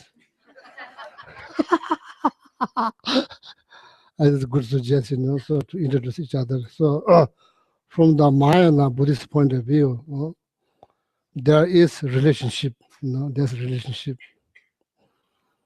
between us and other beings, there's relationship. So if you look at from the Mahayana Buddhist point of view, opening your heart towards other living beings is the door to happiness. And so the minute we start to open up our heart towards others, our happiness begin. So there is, correlationship. So somehow, sooner or later, sake of, like happier world, peaceful world, people need to learn how to nurture this relationship with other beings. So the Mahayana teaching has great, the Mahayana Buddhism has something to offer, how to open your heart towards other beings based on the relationship that we have. So this is one way to know this. This is a very wonderful suggestion. The one way to have to nurture our relationship with other living beings. Sooner or later, if we all believe in better world, happier world, so people need to learn how to nurture that relationship. In Mahayana Buddhism, there's different instructions been given how to do that. So therefore, at the very beginning of a class, we say, may all sentient beings have happiness, cause of happiness. May all sentient beings. We are not saying, may all the people, only people who come to Kadamba Center have happiness, cause of happiness. We are not saying that. We are saying, may all living beings, everything that moves, blinks, feels, we want them to be happy. We want them to have cause of happiness. So we want to cause them to be happy. So that's the prayer that we say. I consider this like universal prayer. So we say that even just saying that, it creates some kind of energies around us. So the idea is hope. The hope is like maybe our heart will center into that prayer that we say, the very prayer that we say every Sunday morning, or maybe that prayer will sink into our heart and maybe become inseparable with our heart. So then we see world differently. See, and it will change our perceptions about others, their traditions, their way of life, their belief. Doesn't matter. They're still human being looking for happiness and trying to avoid suffering every second. Same as me. Why hurt? That doesn't make sense. If we are all looking for happier world, happier world can be produced by changing our perceptions or seeing things differently. So from my and a Buddhist point of view, this relationship, which has, from the mind of Buddhist point of view, from Buddhist point of view, which has long history. We can't just stuck with this life. There's no way you can open up your heart to all living beings if you're just stuck with this life. Impossible. We have to go beyond. Go beyond. This is not just this. This has histories, not just 100 years, thousands of years of history, that comes with this life. So because of that, I'm saying, from my point of view, they're saying there's a relationship. There's a relationship. So it does require some deeper knowledge why I should open up my heart towards all living beings. It requires deeper understanding of life and the history of life, history of this life. Not just life, not just this life, history. When you talk about history, you go beyond, go much beyond. So that's how these instructions, to open up your heart. One instruction is what you call exchanging oneself with other, exchanging oneself with other. When it's come down to happiness, I don't have extra reason to be happy. I don't have more reason to be happy than you. Same. You are looking for happiness. I'm looking for happiness. You are trying to avoid from our suffering. I'm not trying to avoid suffering. Same. In that field, same. Dark, you, me, dark. She, other. Nyam, equal. J means exchange. We all look fine. So smells kind of good. Smells good. If you just take shower, smells kind of good. Doesn't mean you are good. So we all have difficulties. We all have problems. See, that's nothing news.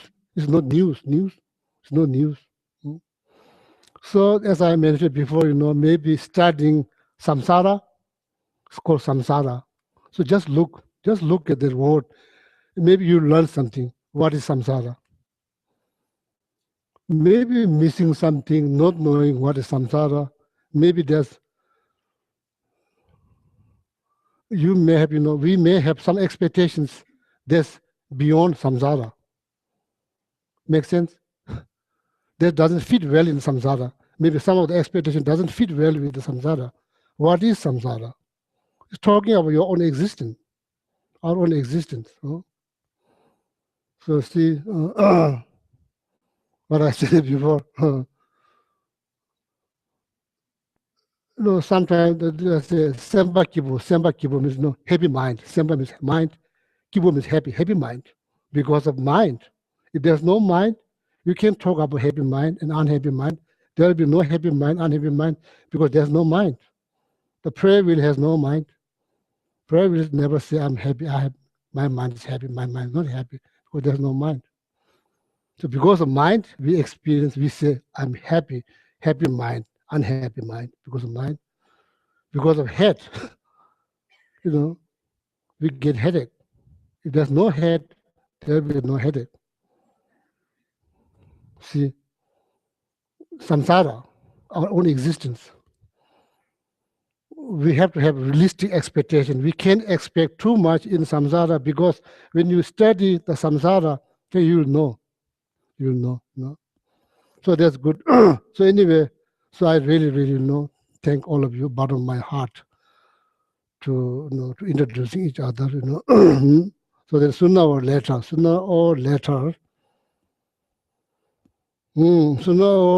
we need to see each other as a precious, as a something very precious, in order to create happier world, peaceful world, happy world. That's what we need to do. You don't have to become a religious person. You don't have to become a religious person. You don't have to have religion. What we need to open up our heart. That's what we need to do. If we have more open-hearted people, more warm-hearted people, we don't need religion. Why you need religion? No. Why you need? There's no need. It's there to help you to do how to do that. Oh, see, there's a whole. That's why I've lately been thinking. Our main success of this center, Kadamba Center, this center is not money. It's not money. Yeah, we do need money, but that's not the money is not our most priority. Our most priority is inner development. Oh, see, that should be the most important priority. Oh, everything will follow. Everything will follow. Once you open, everything will follow. Oh. So everything doesn't work very well because there's something wrong. There's all kinds of difficulties. Once we able to see each other as something very precious, far more precious than $1 billion. $1 billion, or a wishful living jewel. That's how we say wishful living jewel. How to see that? We have to work with our mind. We have to educate our mind. Benefit of doing that. Is much better for your health, much better for your mind. So this introduction, like this one way to nurturing our core relationship. So then Dakshin Nyamje, there's another instructions how to exchange one with other, one with other based on reason. There's one instructions called Dakshin Nyamje. Junde Menga, there's another instruction called 6 cause and 1 result.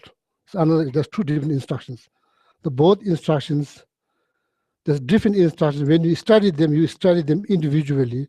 When you practice them, you combine them.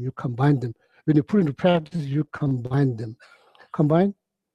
You combine or you mix them. When you teach them individually because there's 2 different instructions. So another way is like then, as I mentioned, we need to think about history of this life, not just stuck with this body. This is not. If we just stuck with this, there's so much baggage comes with this. This has history, parts of history.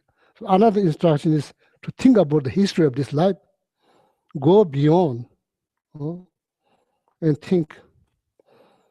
Maybe when you go beyond, you think maybe it will help you to open up. So there's, you look at that, it's called like 7 cause and 1 result. Okay? Or 7 cause and 1 result. Another one is exchanging self with another.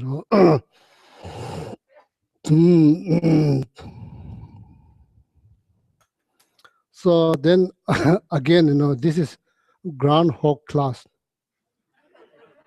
It's already happened one time this morning, it's happening now again. It's groundhog class is happening. So sometimes it kind of feels strange, repeating everything that you said. First time when you said, you kind of more phrase. The second time you said, it's kind of like, I don't know. So anyway, that's what I'm supposed to do.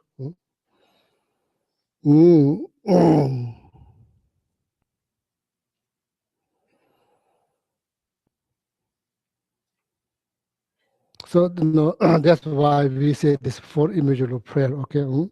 So then the mantra. If somebody, I thought today, I should explain Tara mantra. I already explained the money mantra, compassion mantra. then those mantra that we say here, because there's a lot of people in this, in front of Tara image statue here. There's one piece of paper. In that paper, there's many, many names, people who struggling, physical problem, mental problems, and like also not people. Also, there's a lot of pets. A lot of pets. So long time ago, somebody approached me. They say, okay, they feel that we are praying for them. I don't know how, but somehow it's helping. So mantra that we said here. So we are saying for those people who are in the prayer list. We are saying this, and it benefits them. And how it benefits. In the word, there's so much you can explain. You can say a few words how it benefits, but there's so much you can say. When it's come down on experience, feeling, there's so much you can say in word. That's very limited, very limited. So then, Tara mantra, I thought maybe I should, explain that, Tara mantra, if somebody, but we are saying this mantra anyway. So especially then all the children, when they say mantra, it makes me so happy. I never asked them to say this mantra. I never asked. Last 16 years, I never asked them to say the mantra. Never asked. They are doing it by voluntarily, deliberately. So the one way to benefit them without saying any word, they get benefit. Believe it or not. So then, I think somehow the people in the prayer list, they get, benefit. So anyway, I already explained the money mantra, and then now today I thought I'll explain Tara mantra a little bit. Okay, Tara mantra. If some are out there, you are interested, so then when you say it, then you have something to think about. That's the good about learning the meaning of the mantra. So then it begins with Om Tare Tutare Turisoha. Om Tare Turisoha. Om, if you are doing yoga practice, probably you've heard this word many times, Om. Om means, there's three things happening. A, U, Ma become Om. A, U, Ma become Om. A symbolize body. U symbolize speech. Ma symbolize mind. When you say Om, you are saying body, speech, and mind. Body, speech, and mind. In this case, body, speech, and mind, my body, speech, and mind, and Tara's body, speech, and mind. Some case, no different, same. See, that's called divine pride. Some case is necessary. Instead of thinking, oh, I'm nothing, I don't like myself, so I'm not good, my life has no meaning, it's useless, I don't know why I'm here. So, nobody likes me, even my dog don't like me. Like that. In that case, a divine pride is necessary. This is something very special. It's not what other people think about you. It's not about that. It's very special. See, so there's like I say incorrect thinking that will lead us nowhere, only in the darkness. Then some point you can't see anything. You cannot see anything because you only push yourself into darkness. You can't see it. Then you'll be stuck there. No good, wrong thinking. So divine pride, generally speaking, pride is not good things, but divine pride is sometimes necessary.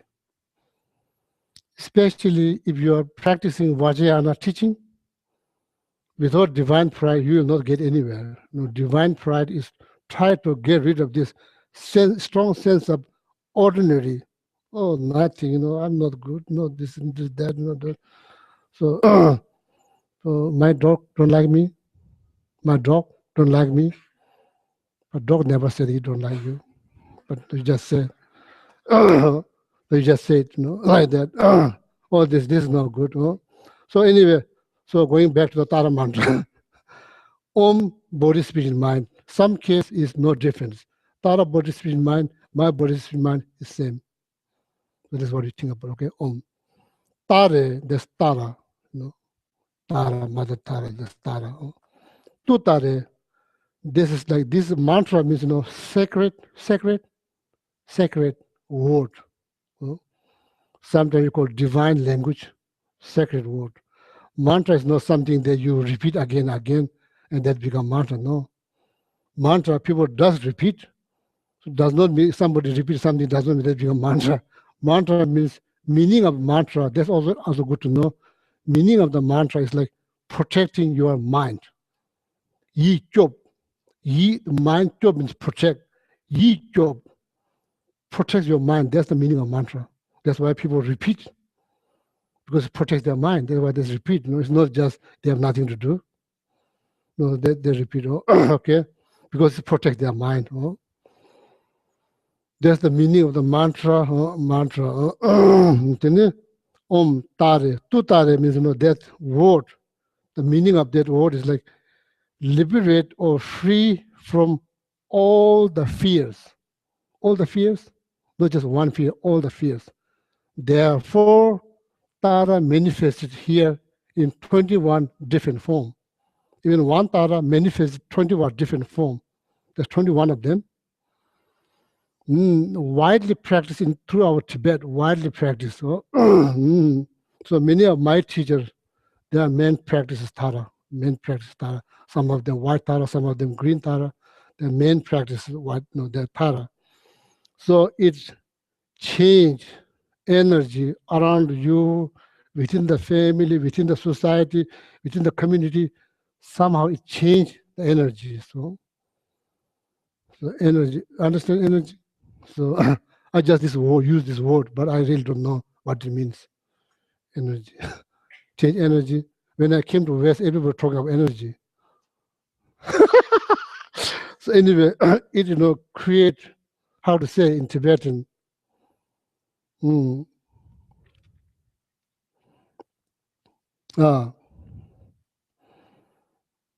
result is something positive. They create some positive result when you say. So therefore, Tara manifests in 24 different forms because our need. So now say, Om Tare, Om, body, speech, and mind become Om. When you say Om, you are thinking about body, speech, and mind. Tare, that's Tara. Tara's body, speech, and mind, or your body, speech, and mind, Om Tare. Tu Tare, the sacred word, that is no ability, has the ability or is there for you to liberate from all the fears. Okay? Tu Tare, Jigusema. Ture, now Ture, Tena Tamjeta means is fulfill all the wishes. Or wish fulfilling, or fulfill all the wishes. Soha, likewise. Likewise. Oh, so that's the meaning of the mantra. Om Tare, Tu Tare, Turi Soha. So now you have, you know, something to think about the meaning when you say Tara mantra. So I myself say Tara mantra all the time, but I'm not advertising here. I'm not advertising that my prayers, my daily prayer. I'm just, if you are interested, you know, yeah, so you want to feel good, I want to feel good, everyone wants to feel good, but we have to do something. We are not just going to feel good for doing nothing. If you feel good for doing nothing, then I think everybody should feel good. You know why people are not feeling good? Because in order to feel good, we have to do something. Whether you call it daily practice, daily meditation, daily recitative prayer, we have to do something in order to feel good. So when you say Tara mantra, when you say 21 Tara praises, there's some feeling that's been generated by doing that. There's a good feeling. I can't make you feel that. I cannot make you feel that, but I can give you, because it's not like a piece of bread that you can just break and share. It's not like that. And I can also explain in the word. I can explain like in the word, so there's something that you have to feel. So feeling good, we are not talking about, oh, you can feel bad even though you are physically healthy. You can still feel bad. So feeling bad, good is not much to do with the physical, but it's something inside. So, so that, like see, people, as I mentioned this morning, when you go to Dharamsala, where the exile government is located, Tibetan exile government. When you go there, there's a mountain. There's like on the mountain, there's hermit. When you visit them, there's monks, nuns, not just monks, there's nuns too. When you visit them, material-wise, what they have, your head cannot get around. Your head cannot get around when you see their living conditions. You say, how in the world they live? But they live there very well. Physically, looks not much, but mentally, they're always happy. Why they're happy? They're doing something every day to make them feel good. They feel like, oh, my life is very meaningful. I'm contributing something for the whole world, whole living beings, and they feel like their life has been used very well. They feel good, they feel, even though they interact with the people, but they still feel good, So that's what we need. That's what we need to feel good, to so the Tara mantra, So, and also,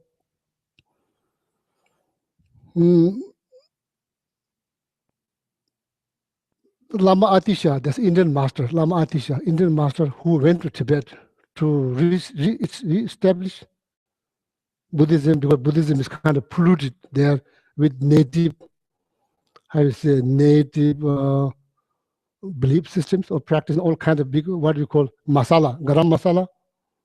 You've heard about garam masala? There's like spices that's mixed, there's not just one spice, it's mixed with all kinds of spices, then it becomes garam masala. So when somebody say garam masala, that means you mix with everything, you all mix up. There's one way, another way to say you all mix up, means you garam masala, then you all mix up. So Buddhism become garam masala in Tibet. Before Lama Atisha came. So then Lama Atisha, re-established Buddha Dharma there. So Lama Atisha is like Indian, it's not Tibetan, it's Indian. Indian master, renowned, well-educated, and got very sick in Tibet. So Lama Atisha is someone who is having frequent vivid vision of Tara. See, there's like 3 different ways to interact with the divine beings. Sometimes the first one is like through dream, not just one dream, frequent dream, one way to interact. Second is that you have these vivid visions. Third, that you see from eye, like that. Lama Atisha is one of them. Got very sick, so then requested to Tara what needs to be done to keep my health, good health, to serve Tibetan people who are completely become garam masala, so make them more aware of what is true Buddhism. So then Tara suggested to Lama Atisha, say, okay, recite 21 Tara praises, 10,000 a day. So when you talk about, how are you doing? Should I continue or, oh yeah. So that's just story. So anyway, then Lama Atisha told Tara, okay, this is too much because I can't do 10,000 a day because it's too much because I'm old. 21 Tara praises, there's longer version and the short version. Short version is 5 lines. Longer version probably 2 page, I think, something like that. So then Tara taught this 5 line, taught right there. Then asked Lama Atisha to do 10,000 a day. Lama Atisha managed to say 10,000 a day. See, just saying 1,000 takes a long time. Just 1,000, not 10,000. So then because of that, my interest got deep into reciting Tara mantra and 21 Tara praises. I thought, wow, this is kind of shocking news for me. I thought Lama Atisha is someone who knows Buddhism very well. And every practice that exists in Buddhism, Lama Atisha knows them very well. Why Tara suggests to say something very simple? It's not very complex. Saying 21 Tara praises, very simple. So that's how this, how the story, kind of helps me to deeper my interest or my devotion to Tara practice. I myself, do and feel good. So I cannot share that feeling. I'm not advertising, as I mentioned before. I'm not advertising what I do every day. But most of the time I sleep. I'm couch potato. I'm just sleep most of the time. Sleep. I don't do much. So what I'm saying here is, it feels good. It feels good. It's not by eating something, watching something, talking to somebody. No, I just feel good. So that feeling, you can get. You can get. If I can get, why not? You can get. You can get the same.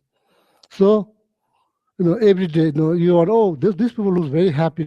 How come they always look happy, smiling? They do something every day to make them happy, meaningful, useful, feel good. Something like that, daily practice, okay, or 21 other practices. So, that's good. So, so that's why I just want to explain. Then whether you say or not is totally up to you. So this is not order. This is just suggestions. It's beneficial if you say something like that. It's beneficial or Tara. So then also I mentioned in my hometown. So this is all about saying prayer or not reciting mantra. In my hometown, when children get sick, we don't have hospital.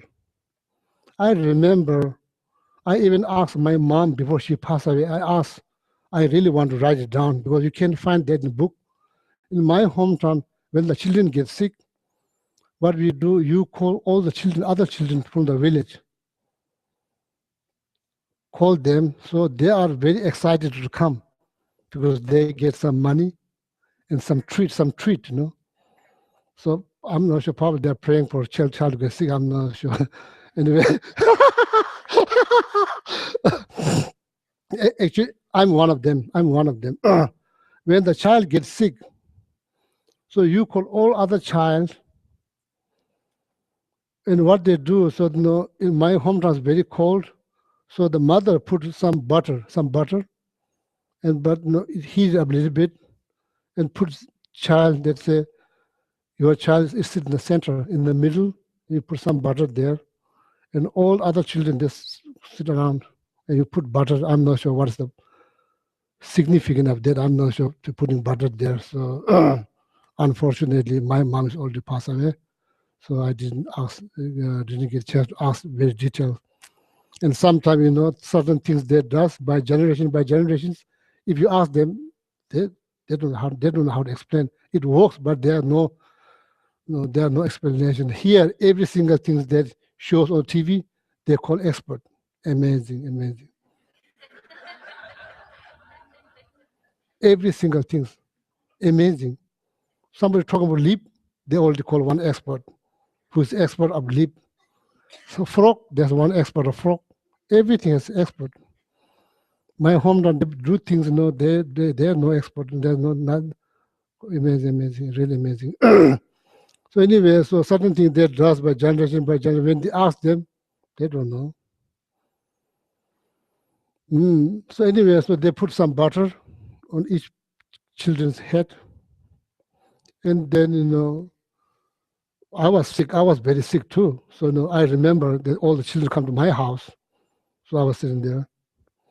So each children get some money, there's some treatments, I'm not sure what kind of treat or some treat. There's no chocolate. So I'm not sure what treat they get, some sugar, maybe one spoon of sugar or something like that. So then children say, okay, sering means long life. All the children, that's what they say. They don't say sophisticated prayer. They all say, be well, long life, be well, long life. They chant. Very beautiful tune. Nobody lives. There's no grown-up people, only the mother. All children, that's all done by children. They know how to do because that's been done. Whenever the children get sick, they go. So they chant them. Somehow, after 2 days, their child is healed. How? I don't know. No, it heals. There's a prayer. That's how the prayer works. Or a miracle way. Oh. So that's that. So then, actually now the actual teaching is here. I'm supposed to read this book, some chapter from this book. So, but please let me tell you some more story, little more story. Then I'll read from here. Okay. So then, sometimes there are people here, they're worried, oh, how to pronounce mantra. Maybe I'm not pronouncing them correctly. I think once your heart is in that mantra, it really doesn't matter how you pronounce. So let me tell you one story. There's one, there's actually two monks. One is like kind of high-ranking monk. Another one's ordinary monks.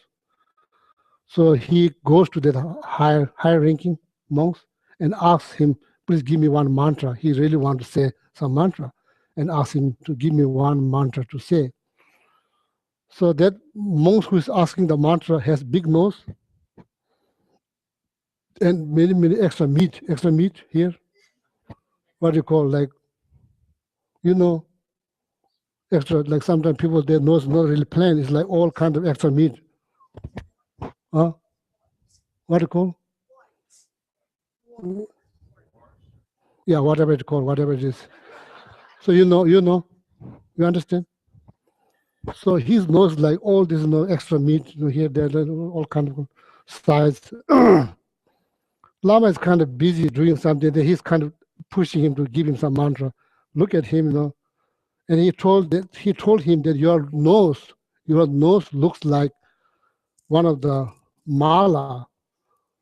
The mala, the bead. This is very smooth. Some of the mala's bead is kind of rough, called bodhi tree. Bodhi tree. When you look at the seed of bodhi tree, it's like rough. And he said, Raksha, that's called Raksha. Your nose is like Raksha. Lama told him. He thought, oh, there's a mantra that's given by Lama. So he's really seriously saying that mantra, my nose looks like Raksha, my nose looks like, and he's saying that, he's saying that, and he probably said many times he's saying that, and somehow he's healing people. Town, he's healing people amazingly. It's all about, devotions that you put, the heart that you put into practice. It's not about the quantity, it's about the qualities.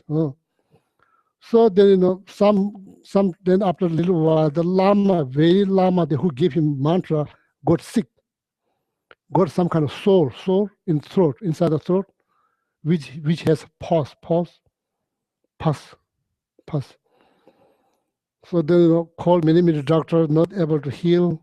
So then one day, attendant heard about this very monk who asked mantra to Lama, heard, not necessarily, heard somebody healing a lot of people in the town. So then he asked Lama why we don't call him to try, So Lama said, well, okay. So then he called him. That turns out that's him. The Lama just, then says, when he started to say the mantra, Lama just burst in the laugh. There's not any mantra. Somehow that explode this soul, could explode everything. Lama healed. Lama was healed. Because Lama just laughed, because there's not mantra. There's a very person that he said no. And the mantra that he says, my nose looks like Raksha. So the Lama burst into laugh and this kind of explode the soul and heal. See, that's one story. Then one more story, then I'll read. So there's another, person in some part of Eastern Tibet. So I'm not, please don't think I'm making this up. I didn't make this up. I just heard the story. So one person in the eastern part of Tibet, where the Geshe Sangpo, his hometown. So he's saying this one mantra, this called Kurukula mantra. So you are supposed to say Om Kili Kili, Kili Kili. You are supposed to, that's the correct way to pronounce Kili Kili. And that person is pronouncing Silly. And people are saying a long time. So then somebody says, oh, you are pronouncing mantra incorrectly. You are supposed to say Kili Kili, not Silly. And that person says, okay, come here, I will show you. So whether my mantra is correct or incorrect, I will show you. He has this, what is called, there's like some kind of ritual instrument, that's small, with a handle, with kind of sword, 3 edge, what do you call? There's anyway, small ones, kind of sword, small sword, but it has 3 edge. Yeah, purba, what do you call in English? Dagger or something like that. And he has one of those because there's a part of the ritual practice that you do. You have to have bell and all of that. So he grabbed one of those and he usually put it here between his belt. He said, come here. The person who's telling him that he's pronouncing mantra incorrectly, they say, come here. And they took him there outside. Somewhere there's a rock, piece of rock, big piece of rock. See, look at me. And he look at it. And he said, Chili, that's wrong. That's incorrect way to pronounce. He said, Chili, so put in rock that dagger went through rock. Say, oh, that's how I say my mantra. So, in his point of view, pronounced incorrectly, but that mantra is not, whether it's correct, incorrect, correct or not, because that shows the power. So this I just want to share with you, okay? I just want to share. So then, only now 10 minutes left, so I'll read something from here. So I greatly enjoying telling you a story. I'm not sure how you enjoy.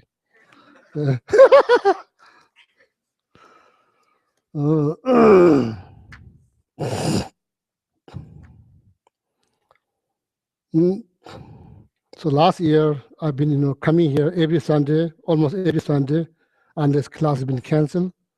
So I didn't, some of you know, I've been here teaching here 16 years. I've been teaching Kadamba Center. Most of the time, I don't use book. I just blah, blah, blah, blah. I just, say. So I thought, this year, I thought, I should base my Sunday talk on some books, because people in West, in America, like to read book. So if I base my talk on some books, then you can get here and you can read. So this is called 7-point thought transformations, okay? 7-point thought transformations. We are all friends. I'm not your teacher. We are all friends. I just come here to share what I learned. Since I went to monastery when I was 7 years old, no clue at all till I was 17, 18. I just wasting my life in the monastery, just hanging out there, doing nothing much. So, but I did learn. I finished all my study in the monastery. So whatever I learned there, so I come here to share with you. So, so I read something. Then American people are very smart. So you are very well educated. So you can read. So this is called 7-point thought transformations. Okay. So that's the book I've been reading. See, Mother Teresa said, not just that, also in I experience, third world country, people, there's more physical demand just to survive. You can't just sit. Here, people sit, and that's how they make living. Most of the time, they sit. Over there, if you sit, no living. You have to move around. Here, if you move around, probably not to make money. It's hard to make money. Anyway, so there, a lot of challenge like physical, finding food, and like how to find food for tomorrow, what to eat, like all of that, just basic necessity. Here, not much worry about that, but mainly a lot of stress, so much, in the mind. So this is like thought transformations. Some of the problem could be solved just transforming our thinking, thought transformation. As I said, I've been, thinking like, oh yeah, of course, sometimes your mind is happy, sometimes your mind is not happy, because you have mind. I can't really complain. I get headache because if I don't have headache, then I'll never get headache. So I've been samsara, of course. There'll be some problem here, there. I can't complain much because I'm part of samsara. you know. So you have to accept the reality, you know. If I'm already in already in nirvana, if I have some problem, then I can complain. Then I can probably call the Buddha. Now what's happening? I'm already liberated. Now I still have problems, no? Not like that. Samsara. Yeah, so because of this body, there's so many complications comes because of this body. If you don't have this body, in the pardo, you don't get health problems because you don't have this gross body, you know? A lot of species, they don't get health problems because they don't have body. Their body is like light, form of light. No, they don't have this all this, you know, liquid inside. They don't have they don't get a lot of health problems because they have no base. We have base, you know, because of that. Oh, so anyway, so this is called 7-point thought transformations. So I thought, you know, it would be helpful if you can study this. Okay. So then also, so this one, Niju Dibakovese, Niju Dibakovese, so Niju Dibakovese.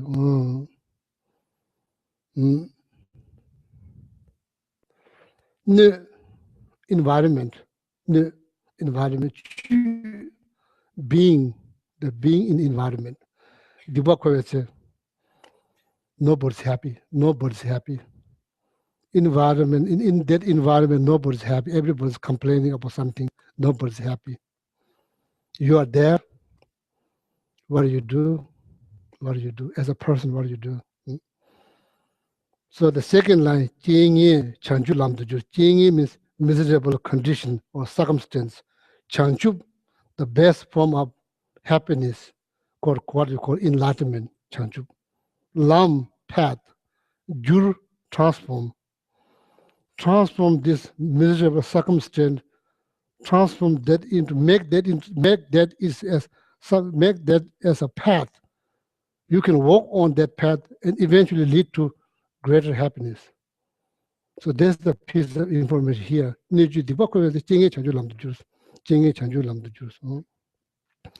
So that requires some deeper knowledge. Why things are happening? Why it's happening? Why this happening? Why that's happening? No, we have many questions. What's happening? Everything has reason. So I'm just, you know, throwing out their idea or maybe piece of information from the 7-point thought transformation. What you are saying here, I forgot this. Every cloud has silver. What does that mean? Every cloud has silver lining. That's not Tibetan saying, that's English saying. Every cloud has silver lining. What that means? Something good at the end. So as a person, what do you do? As a person, that you already have this kind of experience. I have, everybody have. You have that, you experience that, I experience that. What we do, usually what we do. So understanding samsara, what is samsara? This term that used in Buddhism, what they are talking about, what is samsara? They are talking about your own existence. That's what they are talking about. Samsara. It's not place. It's not a place. If it's a place, all the American people can go away. You can buy, you have money, you can buy a ticket, you don't need visa to go anywhere. You know? Do you know you don't have visa to go anywhere? You know, you are free. If you're American, you can go pretty much all the countries without visa. If you're not American, it's a very big problem. You know, you have to go through all this paperwork to get visa. So it's not a place. If the place, then you can escape. All the Americans can escape. It's not a place. It's not out there. Samsara is something different. So maybe studying that probably will help.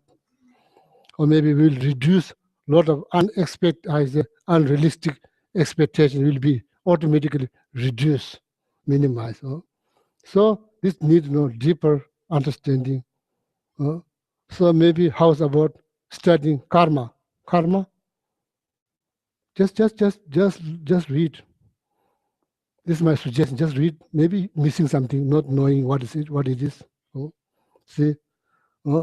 So then all put it together. Maybe there's a way, maybe it's possible that I could turn this miserable circumstance into something that will lead me to greater happiness. Maybe it's possible. Need to try. Need to try. So just use the day-to-day life experience. There's temporary benefit. So then this is that. This from this. I just read these 2 lines this morning. So then I saw in the social media. Maybe some of also you saw.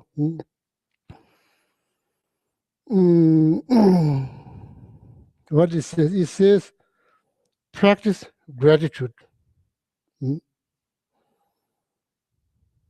This is important. As a Buddhist, how you practice gratitude every day, how you practice, minute you wake up, you are supposed to. I'm not saying this, I'm doing this. Please don't misunderstand me. So I'm trying. As a Buddhist, what are you supposed to do? Minute you wake up, you're thinking about precious human life. That's Buddhist version of practicing gratitude. When you wake up, you are just, how I say,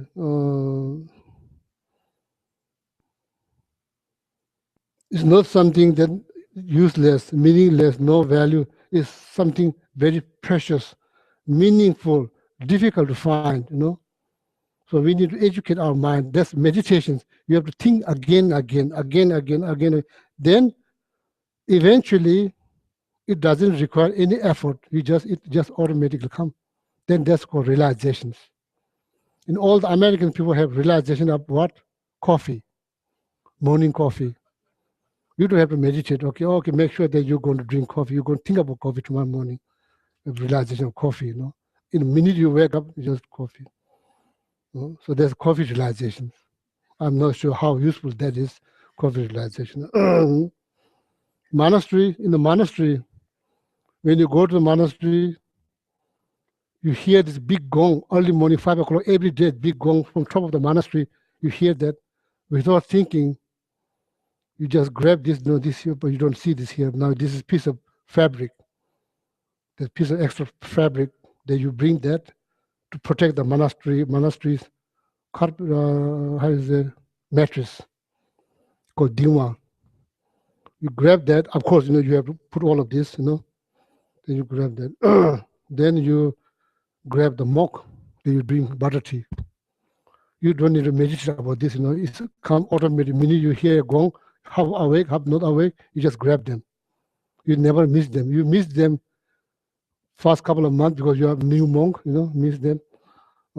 Even just wearing this robe, wearing this robe takes a long time, in the beginning. So probably you miss something. Then after when time go by, you don't need to think. This is like, before you become first monk, you hold one part of this, this robe is, so maybe all the nuns have experience. So when you put it, there's 2 lines here, 2 lines, you have to fold 2. Then 2 here, then there's like many how it folds. You hold one here, and you try to grab that another one, then you have to grab the bell. Then when you grab the bell, then you all lose this down. They put it up, then it's all just down there. So then now, just piece of cake. Just piece of cake. So then that, that become like that. Everything that become like that eventually become like realizations. So that's the Buddhist version of practicing gratitude. So in the social media, there's a practice gratitude. Then watch today's problem. That's the interesting one. Watch today's problem. Turn that into tomorrow's blessing. What do you think? Maybe some of you saw in the social media. So see, what is turn that into tomorrow's blessing. Turn that into tomorrow's blessing. So now here, blessing means change. The definition of blessing is change. Change. I just want to share that. Then to think about that, how to turn, just to observe or witness today's problem, then turn that into tomorrow's blessing. How? Maybe that's way. There is a way to turn, or maybe tuning that into path that lead to greater happiness. Same idea. Another one. So now, and then I'll stop. Another one is It says, somebody asked Buddha, I want happiness. I want happiness. So I found out that's quite interesting. I myself, this is all the books, pretty much the Buddha taught, with the commentary by Indian master, such as Nagarjuna, Asanga, all of that. But main big chunk of this text is taught by Buddha, and this is translated in from Sanskrit to Tibetan. This all in Tibetan. I read a couple of them, but most 95% of this book I never read. So could be somewhere there, but I myself didn't see this I found in the social media, what somebody asked Buddha, what Buddha said.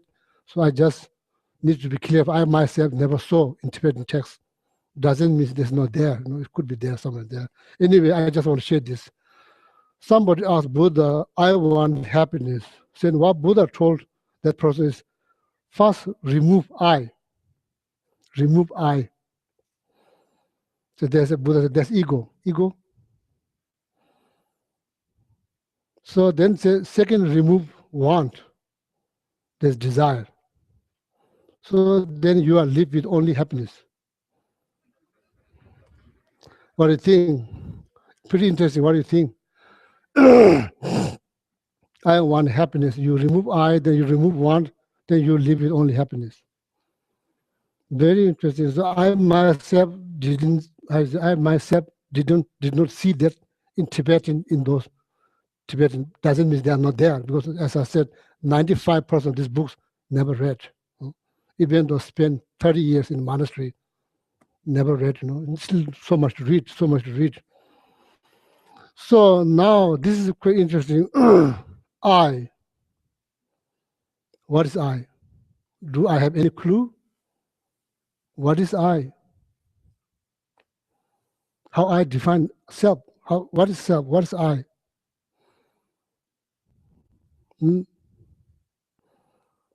Maybe it's something that I'm taking so serious. Maybe it's all mistaken. Maybe it's not. Maybe there's a real understanding. I is not there. It's just maybe because of that, everything's so tense, so serious. I take everything so serious. Actually, I suppose to see them as like dream, illusions. Don't take them very serious. This is actually a dream. But I'm taking them very seriously. Maybe my understanding of self, I, is mistaken. Maybe because of that leads to all this complication, confusion, complications. All that I built up then is like tense, everything tense. See, what is, so that question needs to be asked. What is self? How you define self? What is self? What is I? So that leads to teaching up emptiness.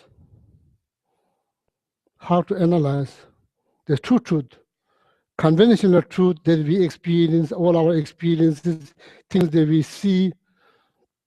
This is called conventional truth. This is not ultimate truth. There's another truth called ultimate truth. The true truth, this ultimate truth.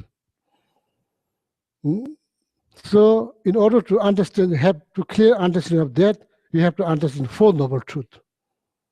See, this sounds complicated. This is complicated. So sorry, but there's no easy answer because problem is too big. There will be no easy solutions, but there are solutions. So now, what is self? How I feel self? If somebody called me John, what is John? Somebody called me Gishla. What is Gishla? Need to think. So maybe from there, if you truly correctly understand the self, maybe everything will become serious. Then everything is not become serious. Serious as we think, we grab. Maybe there's nothing to grab. It's all label. It's all label. It's just label. It's just call. Just label. Just label. It's not something solid, unchanged, inherent. It's not like that. Maybe it's just label. So need to think about teaching of emptiness. So that leads to deeper into the emptiness theory. Similar like quantum. Quantum, as a quantum theory. How is it? Quantum theory? Quantum theory. Similar, because those scientists become very interested in emptiness. That's the reason why. Then desire. Mm. Scratching, if you have scab, scratching, that feels good, right? Feels good. Especially if somewhere here you cannot reach. Then you desperately want to find something to reach, Doesn't matter if like you are not supposed to use, how I say, in Tibetan tradition, you are not supposed to use some kind of cooking, what do you call this? What do you call? When you cook, you could, there's all kind of things. There's some of them like you pour there, and some of them you kind of like, you are not supposed to, when you become desperate, you just grab them like, to reach there. Because it's like this desire, it's just so badly, scratch, This the kind of scratching the scrap feels good, but not having scab is better. Not having scab is better. Similarly, having a desire probably may feel good, but not having desire is better. Just think about that. So monastery, here you can take shower anytime. Monastery, in some part of the world, taking hot shower become nightmare. Not easy. So much preparation, need to build the fire, then, fire will not burn very well, wood is not dry enough, and all the smoke, then finally, you get some hot water. By the time when you jump into jump into the bathroom, in the bathroom, shower room, shower room. So then water already get cold. So that happened. So Richard, from Kadamba Center, I took him. He went with me to see my aunt, a remote part of Nepal. Nobody takes shower. Nobody takes shower. People do take shower probably once a year. I'm not sure. So I feel bad because I'm trying to help Richard to take some shower. I asked them to heat up the water.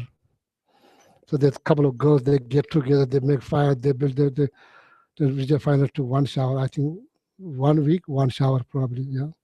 He took one shower 1 week. Then I asked him how you feel.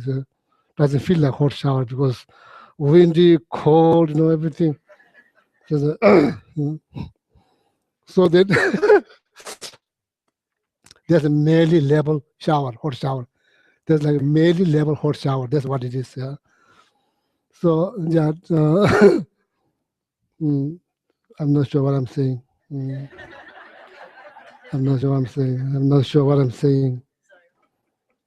The scraping scab feels good, but not having scrap is better.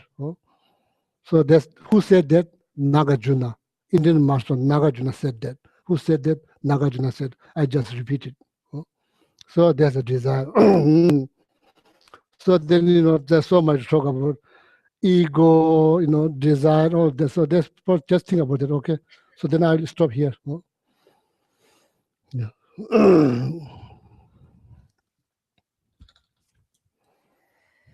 Okay, if you look in the gold prayer books again on page 246, we'll do the dedication prayers, starting with the one from Master Shantideva.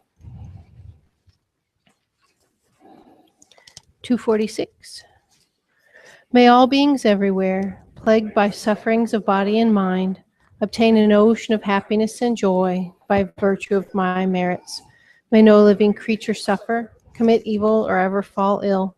May no one be afraid or belittled with a mind weighed down by depression. May the blind see forms and the deaf hear sounds. May those whose bodies are worn with toil be restored on finding repose. May the naked find clothing, the hungry find food. May the thirsty find water and delicious drinks. May the poor find wealth, those weak with sorrow find joy. May the forlorn find hope, constant happiness and prosperity. May there be timely rains and bountiful harvests. May all medicines be effective and wholesome prayers bear fruit. May all who are sick and ill quickly be freed from their ailments.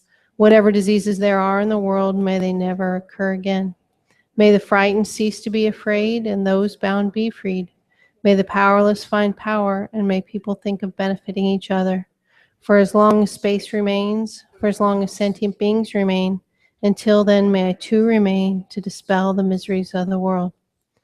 And then if you turn back one page to 244, we'll do the long life prayer for His Holiness Dalai Lama. In the land encircled by snow mountains, you are the source of all happiness and good. All-powerful Chenrezig Tenzin Gyatso, please remain until samsara ends. And then the bottom of the next page, we'll do the prayer for Ken Rinpoche. The one who mastered his speech at a very young age, the one with great patience who received the name Awatari, the one with great precision who spread the teachings of Lama Tsongkhapa Bliss and Void, Lama, ornament of the yellow hat tradition, please remain until samsara ends. And then back to the one for Lama Zopa Rinpoche.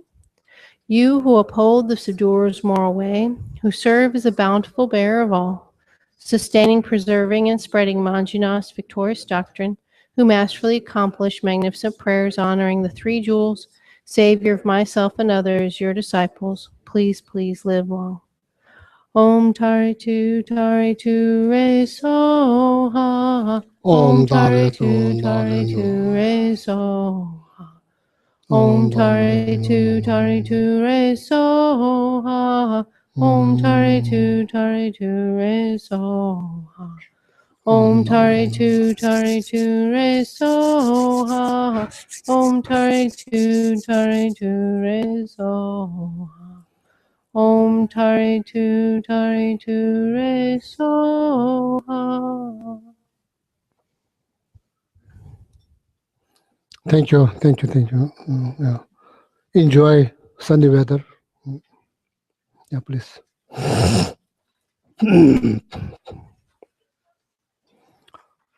Please don't wait for me. Slow. I'd like to make a quick announcement.